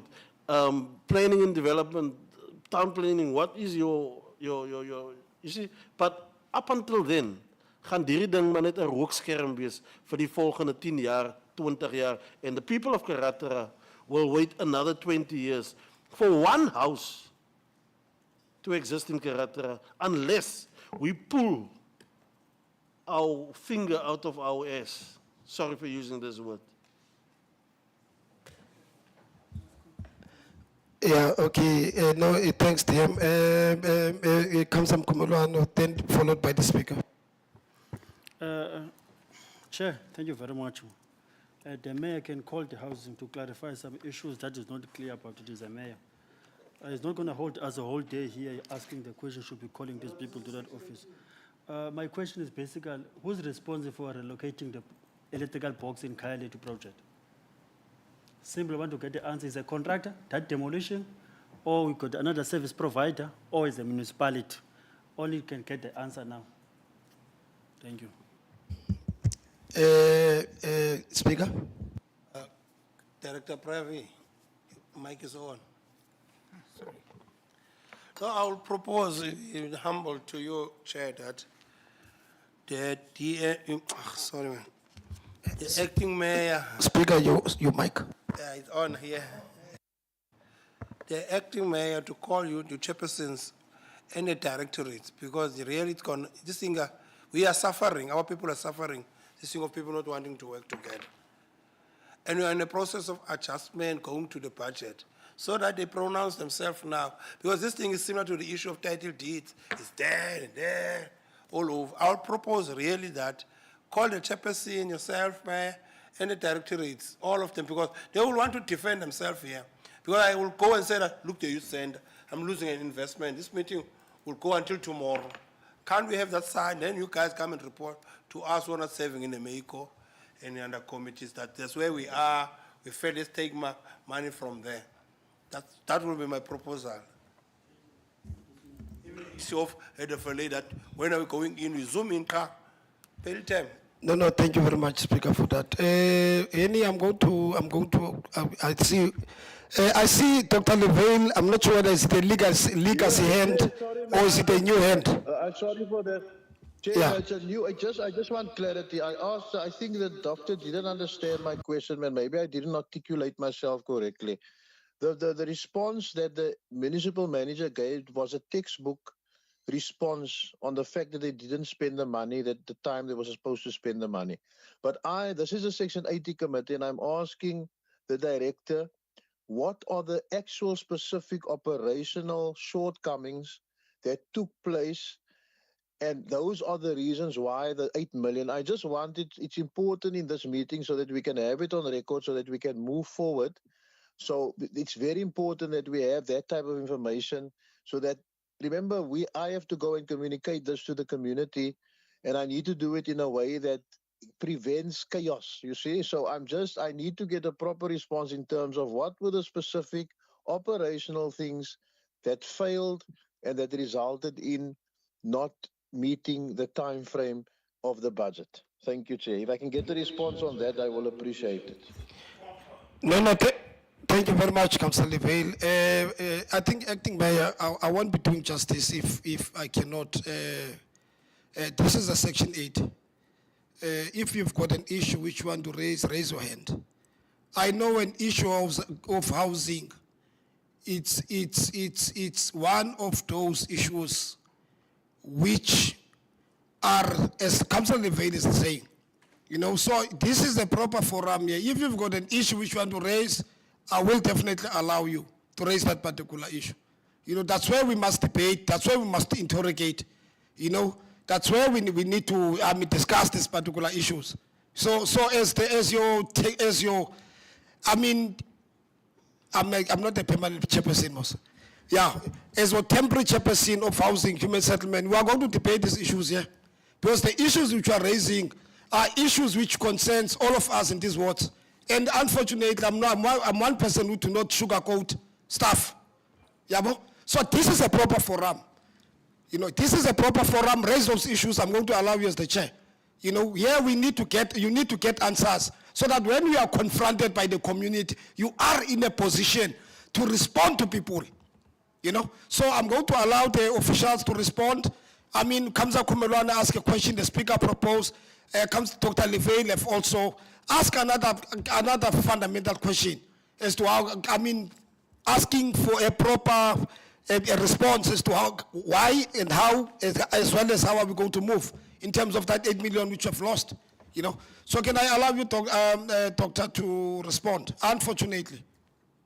Any, sorry, man. Director, can we allow any, then you come and you respond. Sure. Thank you, Chair. I just wanted to add on what Praveer said and Acting Mayor in terms of the rollout of bulk services.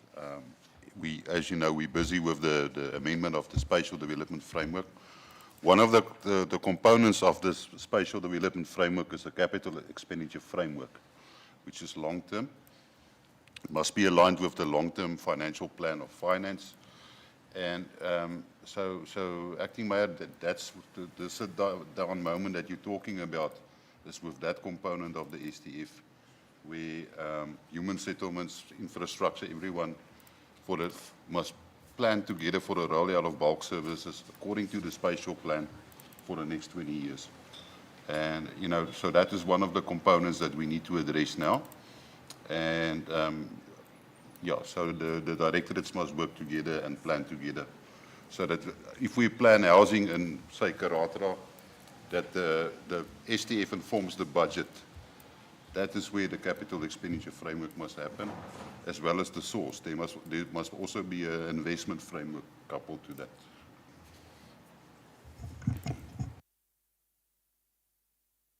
Thank you, Director. The floor is yours. Just a short response on that, and I'll come back, just respond quickly to that. Councillor Mkhumulana, when we were moving the electoral boxes on the first 14, the priority 14, there was a service provider that was appointed through the electoral department. There was no funding for that. We had to ask province to assist. It was not catered for. We've sent an email to electoral department just to check if they cannot assist now with the ones that we are busy with demolishing. We're just waiting for Tsepo to respond. That's the response that we received from Mizan. Also, Nzuzo was also copied on the email, so we're just waiting for a response if they can assist us to remove the boxes. Thank you. Come, Director. Then follow up, then we go to recommendation. I'm just looking at the note that was prepared and it was sent by the municipal manager to councillor. So I'll just highlight some of the key points that came out of that. It is my understanding that we appointed a service provider, Quantra, and then I think their tender ran out, so obviously it had to come to an end, and a new process had to be gone through. And it was then decided to do a deviation, and that I think delayed it for a couple of months, the actual submission of the application itself. So from the record, the application was submitted to the Western Cape government in December of 2023. After all this kind of tender process and deviation and the appointment of Quantra again so that they can continue with the works, and obviously the preparation of the documentation that they needed to do. There was in further request from province in May of 2024 on the building plans, and they requested that the consultant needed to look at that and do a further process, and that was then submitted. So the final application really, with layouts and design and costing was submitted to province on the 30th of September last year. They were then, as part of their internal kind of process, the town planning department of province looked at it and they had a few questions, and they submitted those questions to us early in January. We then arranged a meeting with planning and ourselves attended with province, in which we had to explain the validity of some of the planning applications. So there was a planning application for the sites in Setsville, in Smutsville. That was then obviously given for a 5-year period, and it would appear that at least one or two of the sites, the time period collapsed, of which the last one was in December last year. And that is what province then raised to our advantage, and having had our colleagues from planning in the meeting and helping us afterwards, it would appear that the validity period is not in question anymore, because the new process when an application is granted is for 10 years. So we are, I was informed that we are covered by that period. So there is no question in terms of any going back on matters around the planning of those sites. There is, I think, one particular site where the discussion was around, I think, the fire, I think it's site 1, and that is something that we just need to go back to the planning appeal board, if I'm right, Annie. That is what we need to do, and then the process. So as far as the application is concerned and as far as the commitment is concerned, the project is obviously moving forward, and we need to, from our side, just go back to the appeal board or the planning board to explain to them in terms of that particular site 1. But if councillors might know that the big site really is site 4, which is the one that the Councillor Davis took me to, which is next to the USAVE. So that's where the development will actually take place, and that's the big site. So in a nutshell, it is my understanding that there's been issues around the procurement of our consultant, and there was a delay in the process, and then there were further questions from province on 2 occasions, both on the engineering and on the planning, and everything now seems to be submitted. And we need to obviously now start with and also we are already, as I previously said, we have started with our tender process in terms of taking it to the specification board. And that is where we are at the moment. I don't know, Councillor, whether that satisfies, but that is my understanding based on my internal discussion with the staff before I responded to your question that you sent via the MM. Thank you. Thank you, Chair. Thank you for that. I'm quite happy with that. It's a nice explanation, and I just wanted it on the record so that we know, we can just be consistent with what is being said. Thank you, Doctor. Thank you, Lavelle. Follow up. Thank you, Mayor. Infrastructure Director is here. You can able to respond on the email that is sent to you because this thing need to be finalized today. It's no CLO that will run with this thing. This thing is coming to me. I want the answer now. That's why I asked that question. Those people, they get paid every day. No one working for Mahala here. They must deal with that thing. Councillor Charlie. Chairperson, you see, when I'm saying I've been fighting with this department, you see, this is Facebook. Nice Nanendozai. This is an issue of 2005. Housing. 2005, whereby someone's house was given to someone. Now, it's been written now, 2012, that person do a follow-up. Up and down from this municipality, nobody assisted her, but she find out that there's someone in that house. It's our names that are in here. You see? So that is what I'm saying, that this job Chiriri was there long ago. I've been fighting from 2000. I'm not lying. I don't have any personal issue or agenda with anyone. If they have listened to me from the beginning, and so that we can stop all this mess, none of these things should have happened. Now our name now as the councillors now, and some of you and the officials that are now arrive now in housing, we're all included here. You see, so that is what I'm saying, that I hope that we are going to do things right. This thing of not fixing and let the people, and the other thing, 2009, we receive houses, my RDP house, without water. I was fighting here. I have to go and call Ubongi Matikizel. That's where I heard from him that a house without electricity and water is not finished. Now there are people in Tlalane, they've got their RDP houses, but there's no electricity.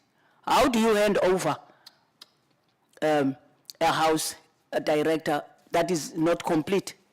How can 2 people approved in one house in this municipality? Charlie has approved with Kumelwan, 2 different surnames, approving in one RDP house. This is what is happening in this municipality. They did that. When I tried to talk, we were stopped. You can't raise these issues here. You can't raise these issues here. I was blocked from going to rent office because of these things. Lots of people. There are lots of things that need to be done here. Children, hulle weerloos. Hulle oumas se plek is weggegee vir ander mense, because you can't approve 2 people in one house. It can't be correct. Thank you very much, Councillor Charlie. We are going to, Pravir, I'm going to allow you, then the director, and then we just move,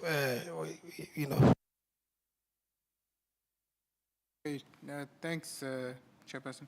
I think, Chairperson, that when we demolish houses and we need to move boxes, I think it's very important that we understand that when we run the municipality, we have to run it like a business.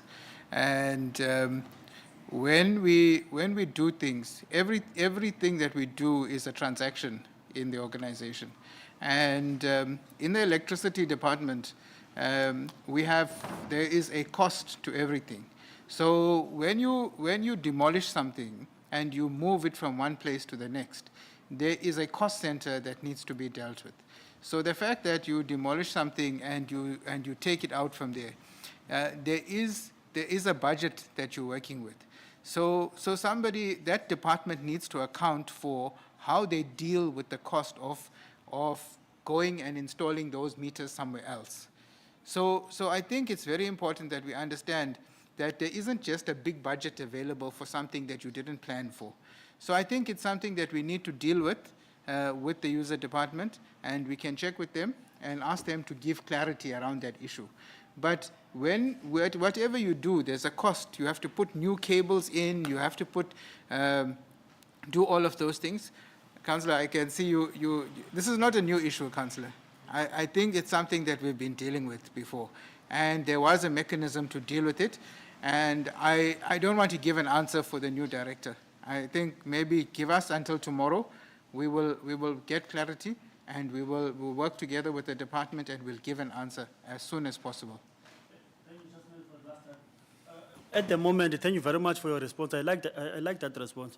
But at the moment, can those people assisted today to get the electricity? For going forward, you can sit with the directorate, then agree what is the plan, because I'm not sure they cater the money for electricity. I'm not sure about it. But temporarily for today, can we get assisted to those people? Then you can able to get electricity by your department that is dealing with the electricity. Thank you very much, Director. I love you. Director, do you want to say something? We are going to move now after. Yeah, I was just going to, in terms of Councillor Charlie, I mean, you know, since I arrived on a daily basis, I get emails about those matters. I have handed over a number of those already to internal audit and to legal, because there is obviously something went wrong. And in some cases, there are obviously people that are named in these interactions. And therefore I can't, say who submitted and who did not submit. But I'm aware of this, and it is a daily kind of thing where people are asking questions and they are submitting papers. We have situations where people show me the kind of sales deed with their information on, but when they went to the property, someone else is living there. I am aware of that. Okay, Councillor Chala. Look, Director, I think we are going to step off from this item. The recommendation is on page 892, but before the recommendation, unfortunately, Director, you please put up a day between myself. Unfortunately, I'm going to run with this housing. Housing is not for old age home.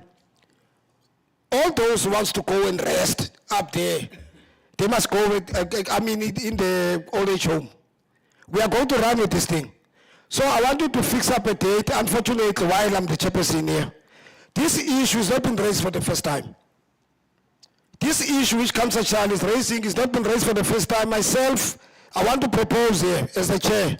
Myself, Poshia, yourself, and Taris must come together in terms of dealing with all these issues here which people have been raising, so that we verify, we understand, we move, we resolve. You know? But the recommendation on page 92, A and B, committee. Thank you very much. Colleagues, 6.3. Submission of the business plan for 2024-25 financial year, January 2025. The report is before you.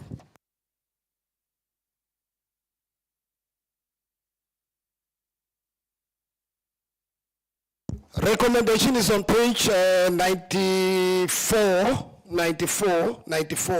Colleagues, the floor is open.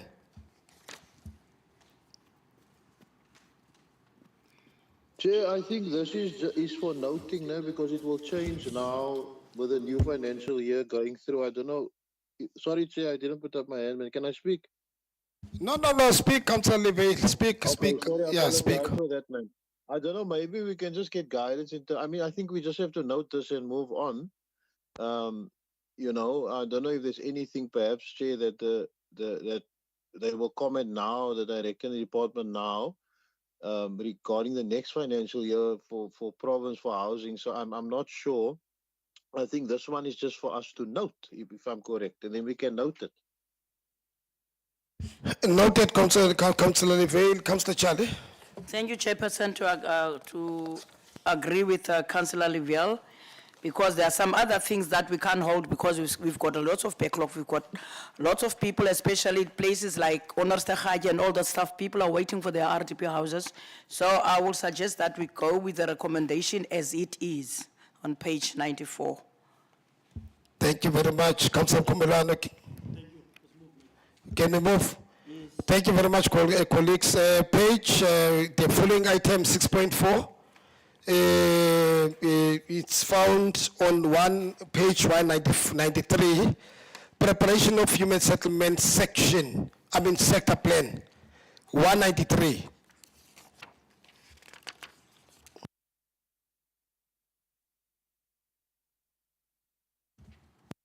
Councillor Charlie.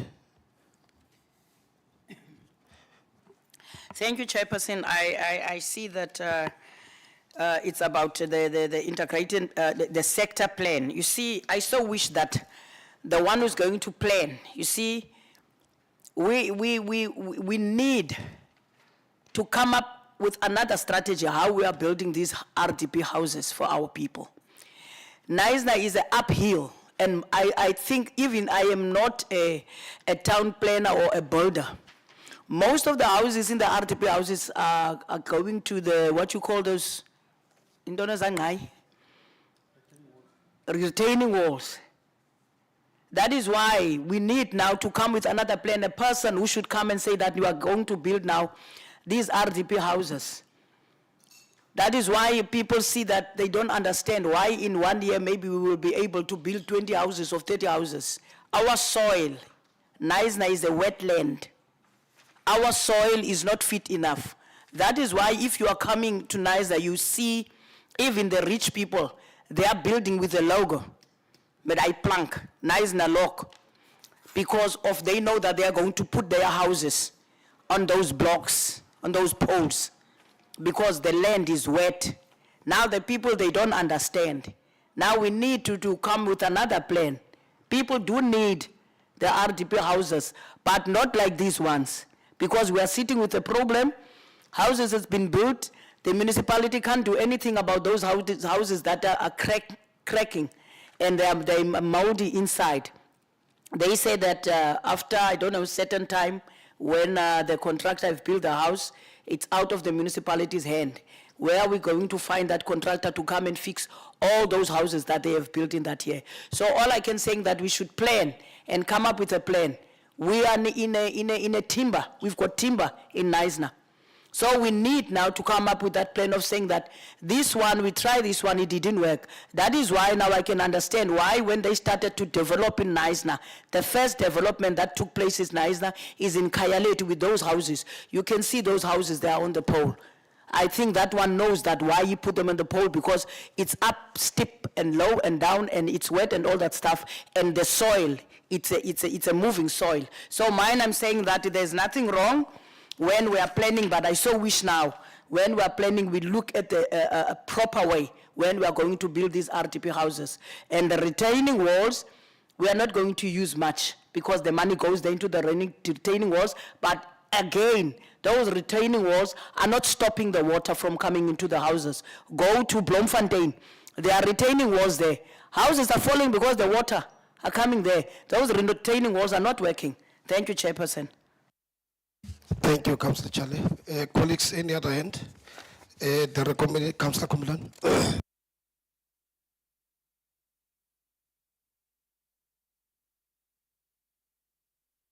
Okay, colleagues, recommendation A and B at 197. We can go with this, we can go with this, Chair, because I mean it's a fantastic item. And the it says there that basically the normally consultants are used to do this, but it's going to be done in-house, and there'll be a report at on progress at the next section 80. We noted, so I think it's fantastic, Chair. We can move with this item. Thank you very much, Councillor Levine. Thank you very much. 6.5, colleagues. The The item is found on page 198, Integrated Human Settlement, Kailet Wetland. The recommendation is on page 200. Any hands, Councillor Kumelwano, followed by Councillor Charlie in that order. Councillor Levale. Thank you, Chair. Chair, I will propose that let's move with the recommendation on this item. Yet again, Chairperson, this is exactly what I am talking about when they said Kayale to wetland. Uma Mustirmani died crying because she didn't want to accept the house whereby she said the water are coming from under. Now I am glad that now somebody have saw that the Kayaletu is a wetland, because where they've built those houses at Kayaletu Valley, I used to go and fetch water, but that's a river. That's why I'm saying I don't know how did the town planner do this. That's a river. I used to fetch drinking water there. There were no houses there. Houses were up there, but down there were no houses. That land is wet. Now people are complaining to me that my house, the water coming, even if it's not raining. So that is what I'm saying, that we will go with the recommendation, but I am saying to this, Uma Mustirman, Pastor Stirman, died crying. She's still there in a shack, refused to go into that house. The person who took that house is complaining about this water that is coming under on the floor. Thank you. Colleagues, thank you very much, Councillor Charlie. Can we, or Director, okay, Director. Just a minor point I want to make, Henny, if you could just note that part of our proposal here is that environmental management should look at a program for the restoration of the wetland and the stream. So if you can just bring that under Pam's, because obviously you'll have to budget for that. Yeah, Just for notice. Chair, for you, we will follow up with environmental management on that. No, thank you, Vinny. Thank you. Colleagues, we did agree on the recommendation A, B, C, D, and E. Committee? Can we move? Yes, Thank you very let's much. Colleagues, point number 6.6, Councillor Maxim, is that right? Sure. Item 6.6, Integrated Human Settlement Emergency Material. The recommendation, colleagues, is on page 2.2. Let's go. Emergency stuff. Chair, can you just read the recommendations out for us, man, and then we can move with it? Noted, Councillor Levale. Councillor Charlie, raise your hand up. Thank you. You see this thing of this emergency. Let me say it right straight here. I so wish that this department have learned a lesson. If Mr. Praveen's house is rotten, I don't think this material is for it. It's for emergency. Now it's now a sickness whereby everybody said, I don't have material, my house. It's because one of two people, we have given them. There are people here, Director, who their houses burned in 2018. They never receive a material. Because now we've changed the emergency to a thing of saying that we are going to give my friend, we are going to give that one, we are going to give that one. And this is the reality. This is what is happening in this department. There is the people that need it, they don't get it. We are distributing it to assist.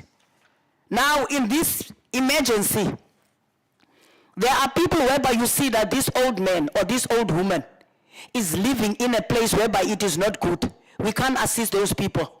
But you see young girls are staying in the bungalows, we are assisting them. This thing must stop. This thing must stop. Because we are the ones to blame that we are not taking care of our people. Because now these bungalows, this material is a chomi thing. My son, I was not working as a councillor. I said, you go buy your material and build your own shack behind my house. He bought this material here. Why are we going to use this for the poor people for emergency? But now we are putting the guns on the head of the officials and the directors and the managers. You must go and give immaterial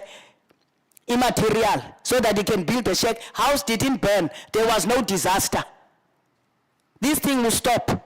That Mutopa Encom, we need now to move forward with a municipality that we are going to serve the people and equally. But we must not put the guns into the managers and the officials that we need the material for people that didn't have a disaster. Thank you, Chairperson. Senchil. Thank you very much, Councillor Charlie. Noted, Director. I just want to thank you for the contribution. I just wanted to make it clear to the committee that actually, and if you go to page 207, if you can see it, there's a section rebuilding of structures. It's number 6 in the policy document. So there are 3 options there, and that is really what council just need to pronounce on. So the first one is, so when we have, because we get these emergency kit obviously from national, and it comes down, and we then is distribute. So the first thing, as the council indicated, this policy is only applicable to informal settings. So that is the first thing that we need to understand. Number 2, there are 3 options here, because I appreciate this has been a process, so I want the councillors to have the options to make the decision. So the first one is, when we have to provide the emergency kit to people, that council will not be responsible to actually do the building works. At the moment, it costs us something like 35,000. You know, so the first option there is what you need to decide in terms of the 3 options is, 1, we will only give them the material and say, good luck. Sorry, I mean, maybe that's not a good expression, but you know what I'm trying to say. So that's the first one. The second one is to say that the owner will obviously take responsibility for the actual building. And the other one is to say, we will take responsibility for that. And I think that is where I would suggest that we don't go that route, but it's obviously for council to decide. And on the third one deals with the issue of, there are situations when we need to help. And that is a situation where either the person is, sorry, I don't know, I have my, there's a disabled person, or an elderly plus 60, or the other option was when we have critical medical condition.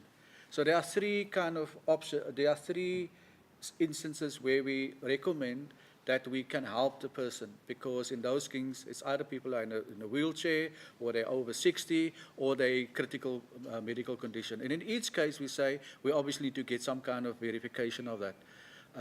So that is just, if Mr. Chair, if the, I should most probably put it in the recommendation, but if the committee can express itself just on the 3 options, and which one they would prefer to be the policy and practice for us when we do our work. Councillor Charlie. Yes, thank you. Just a follow-up. My note is under Councillor Charlie. Councillor Charlie, Acting Mayor, Councillor Maxim. Thank you, Director, and I thank you for this report that is here. I can tell you, a former ward councillor is staying in the bungalows. That councillor, I'm one of the people who fight for this municipality so that we can all have RDP houses. Now he's staying in those bungalows. We have tendency in this municipality. You give me a bungalow, you give me a key, you don't take the bungalow. Foreigners are renting those bungalows. They are renting those bungalows. What 3? They are renting. There are lots of foreigners that are staying in those bungalows, whereby our people who are waiting for the material, their houses have burned down. Nothing has been done. We saw a video here of a house that burned in Ward 11. Nothing has been done. We dragged out the feet to assist because we don't have the material immediately. They said it's an emergency kit. You understand? Now these things must come to an end. They must try. You give me a bungalow, you build my house, you take the bungalow, you keep it. That's how it should be. We've got bungalows, people that they're in Bloemfontein. My fear is, those bungalows, as a Krap Makar, we spend millions to put electricity in those bungalows. One bungalow that burned down, we're gone. Because we're afraid to tell the people that you've got your key, you must bring the municipality's bungalow back. We're afraid to do that because people are not going to vote for us let them not vote for me. What I'm saying that it's a wasteful expenditure, but we did it to give those people electricity. Maar as eendag net een bungalow daar brand in Bloemfontein, die hele electricity, die geld is weg. While the acting mayor is busy, can I allow Councillor Maxim to shoot, then followed by the acting mayor? Thank you, Chairperson. Yes, Director, through you, Chairperson, Director, this is a very serious issue. There are very underprivileged residents that have been waiting for emergency housing kits. And these are people that are maybe not working or receive very bare minimum income. And they are just waiting for the receiving of the kits, hoping for that, not even for the building. So I agree we need stricter measures in place, and we need supervision over the handing out and the implementation of these housing kits, because the process so far is very unfair. You rarely get a kit in time if you do not know someone that knows someone that is willing to give you that shortcut. At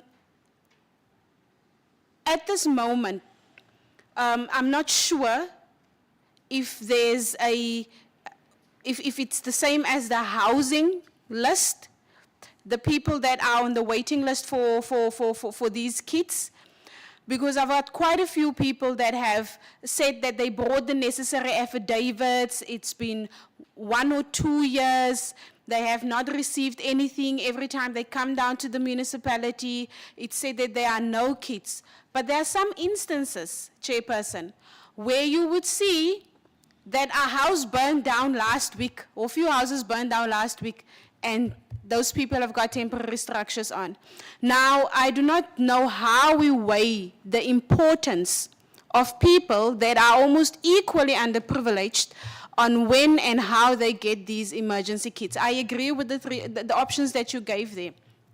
It would save us money, and it would save us time if there's an option of just giving people the kits and they construct the structures themselves. And then in instances where they need assistance, we verify that and we give them the assistance needed, but try to avoid as much as possible to volunteer constructing these structures. It will save us money, because as we've seen, especially in Ward 3 and the other outlying areas, there are too many fire outbreaks. Too many people are losing their homes, and we are barely able to keep up with the demand. So I agree, putting stricter measures in place, overseeing these projects and implementing them properly would mean a great deal to these people out there. Thank you, Chairperson. Thank you, Councillor Maxim. I'm going to allow the acting mayor colleagues. In your submission, there are options. We need to agree here, committee, in terms of which option are we going to, recommend to make, ultimately to, I've noted you, sir, ultimately to council, you see. So in your submission, please, there are 3 options, and I think we also need to engage as to which one is the best. Mayor? Yeah, thank you, Chairperson. I'm not going to dwell too much on this. Just 1 or 2 things. In this whole report, it only speaks about a few identified houses that burned down, and the allocation speaks about 10 beneficiaries. And in my mind, there is way much more beneficiaries, as some of the councillors spoke about, that were put on the waiting list and they haven't been assisted up to date. So, Acting Mayor, sorry, can I interrupt you? Dr. Henny, are you acting director? Where's your director, boss? Are you sitting in for the director? We are not finished. The meeting is not finished. Who else was sitting there? Is Shal there? No, anyway, we are going to be finishing now. Chief, the meeting is still on. Yeah, your meeting is still on. Come, Chief. Come. This is not an old age home now. We are addressing that issue. It's not willy-nilly here. This committee is important. You know, Mayor. Yeah, thank you, Chair. With regards to, yeah, so I'm just simply saying that there is much more data that needs to be added to this, except for the number of areas that has been pointed out here. And then going to your policy, Director, I'm a little bit worried here that you've made mention that this policy speaks only when people are applying or being approved for housing kits or emergency kits. Is only valid to informal areas. And Councillor, what's her name? Maxim was touching on something that really made me think now. We've got a lot of houses that burn, formal houses that burns down throughout Knysna. And many of those households would be people that do not have insurances. Yes, in the northern areas, in some parts where there's no title deeds, they can still come back to the municipality and ask for the insurance to rebuild that house. But others that have received the title deeds, some of them won't be able to rebuild due to the fact that they don't have money to rebuild that house.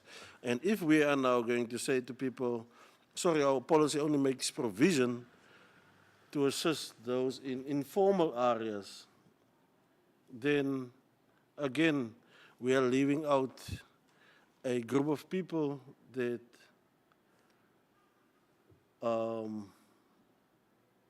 will sit there, they receive the house, and they will never be able to rebuild their life through that house. So I think that is just something that we will have to look at and to reconsider in this policy. Thank you. Thank you, Acting Mayor. Councillor Liviao. Chair, look, you know, I don't know the experience. The last time we've had a contractor actually build a structure was when we had the big fires in Skoolgaatjie. At all our big fires that happened, you know, we had quite a lot through the almost 10 years. But in the individual cases, you know, they normally just drop the materials and people just build it themselves. So we're used to that here, that people build it themselves. But perhaps, you know, looking at a basic assessment, you know, as soon as if I think have a basic assessment, you know, for example, looking at people's questions related to people's economic status or certain requirements, elderly, disabled, etc., the means test that was spoken about.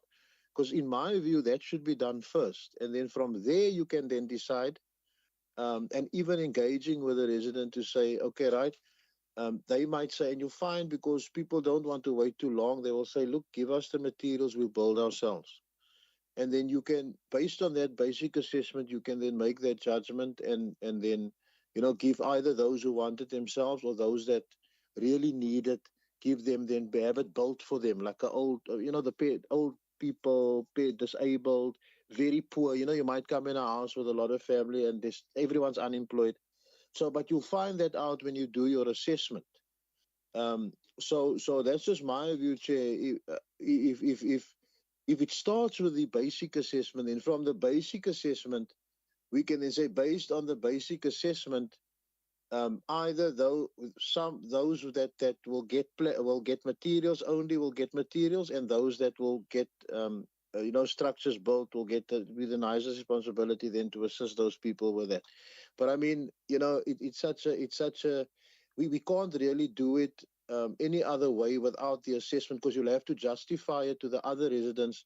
Why? Because I'm also poor. Why are you doing it for that person and you're not doing it for me?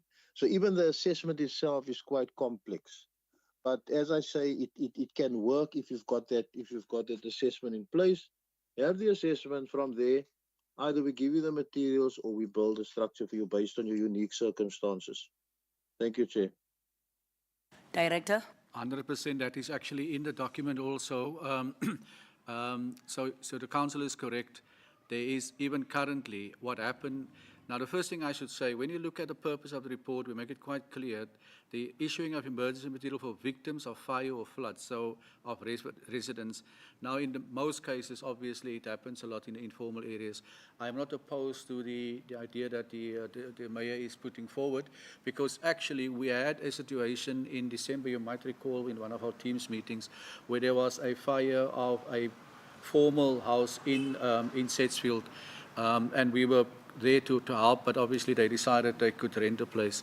So I think the first thing is to understand that this is for people, obviously, floods and fire. The second thing is for people currently in informal areas. I take the point that we can extend that point maybe, that we just stay there and say that that is what we'll issue, because I'm not too sure really whether a person who lives in a formal house would want the emergency, but I'm quite prepared to incorporate that in the report. So the procedure that has been outlined, for example, at the moment, we don't do anything unless, number one, it is reported, and in most cases councillors report that to us. And number two, we then ask the fire department to actually give us, the emergency guys, they give us a report. So they do an assessment, and then together with them, as I say in the policy, we will make an assessment whether the person meets the requirement, yes or no. So it is already subject to some of the items that has been raised by the councillor for that matter. So just if I can help the committee and just say that it sounds from what members are saying that the recommendations should be, and I will the secretariat, I will write it up and I will send it on to you. Number one, I think I should most probably put a process plan in a flow kind of in the document so that people understand it better. And number two, at the moment we say in terms of the three options, there are two that we support. One is that material will be issued to the owner and they can build it on their own and we will not pay for that.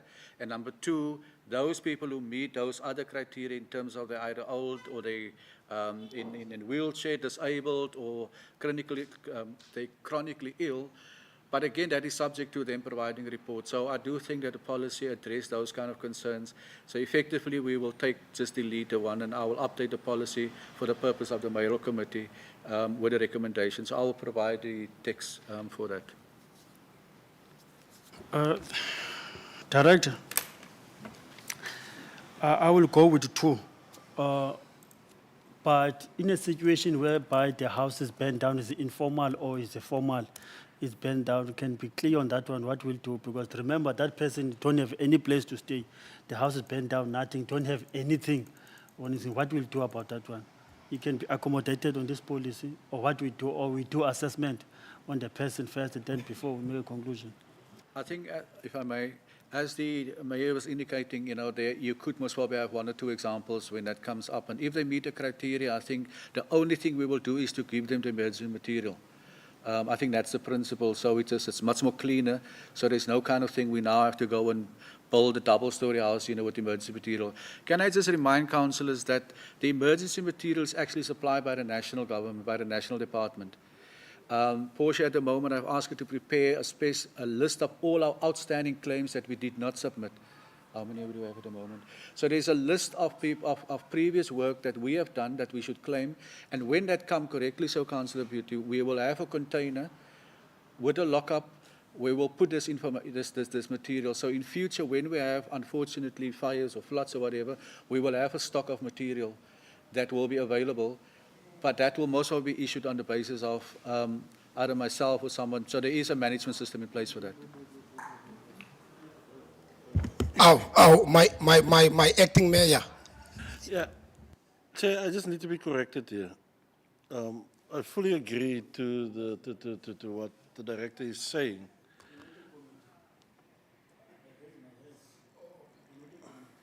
No. Let's protect the mayor. I'm going to allow you, Councillor Komilwan, after. Use your power, don't we? Yeah.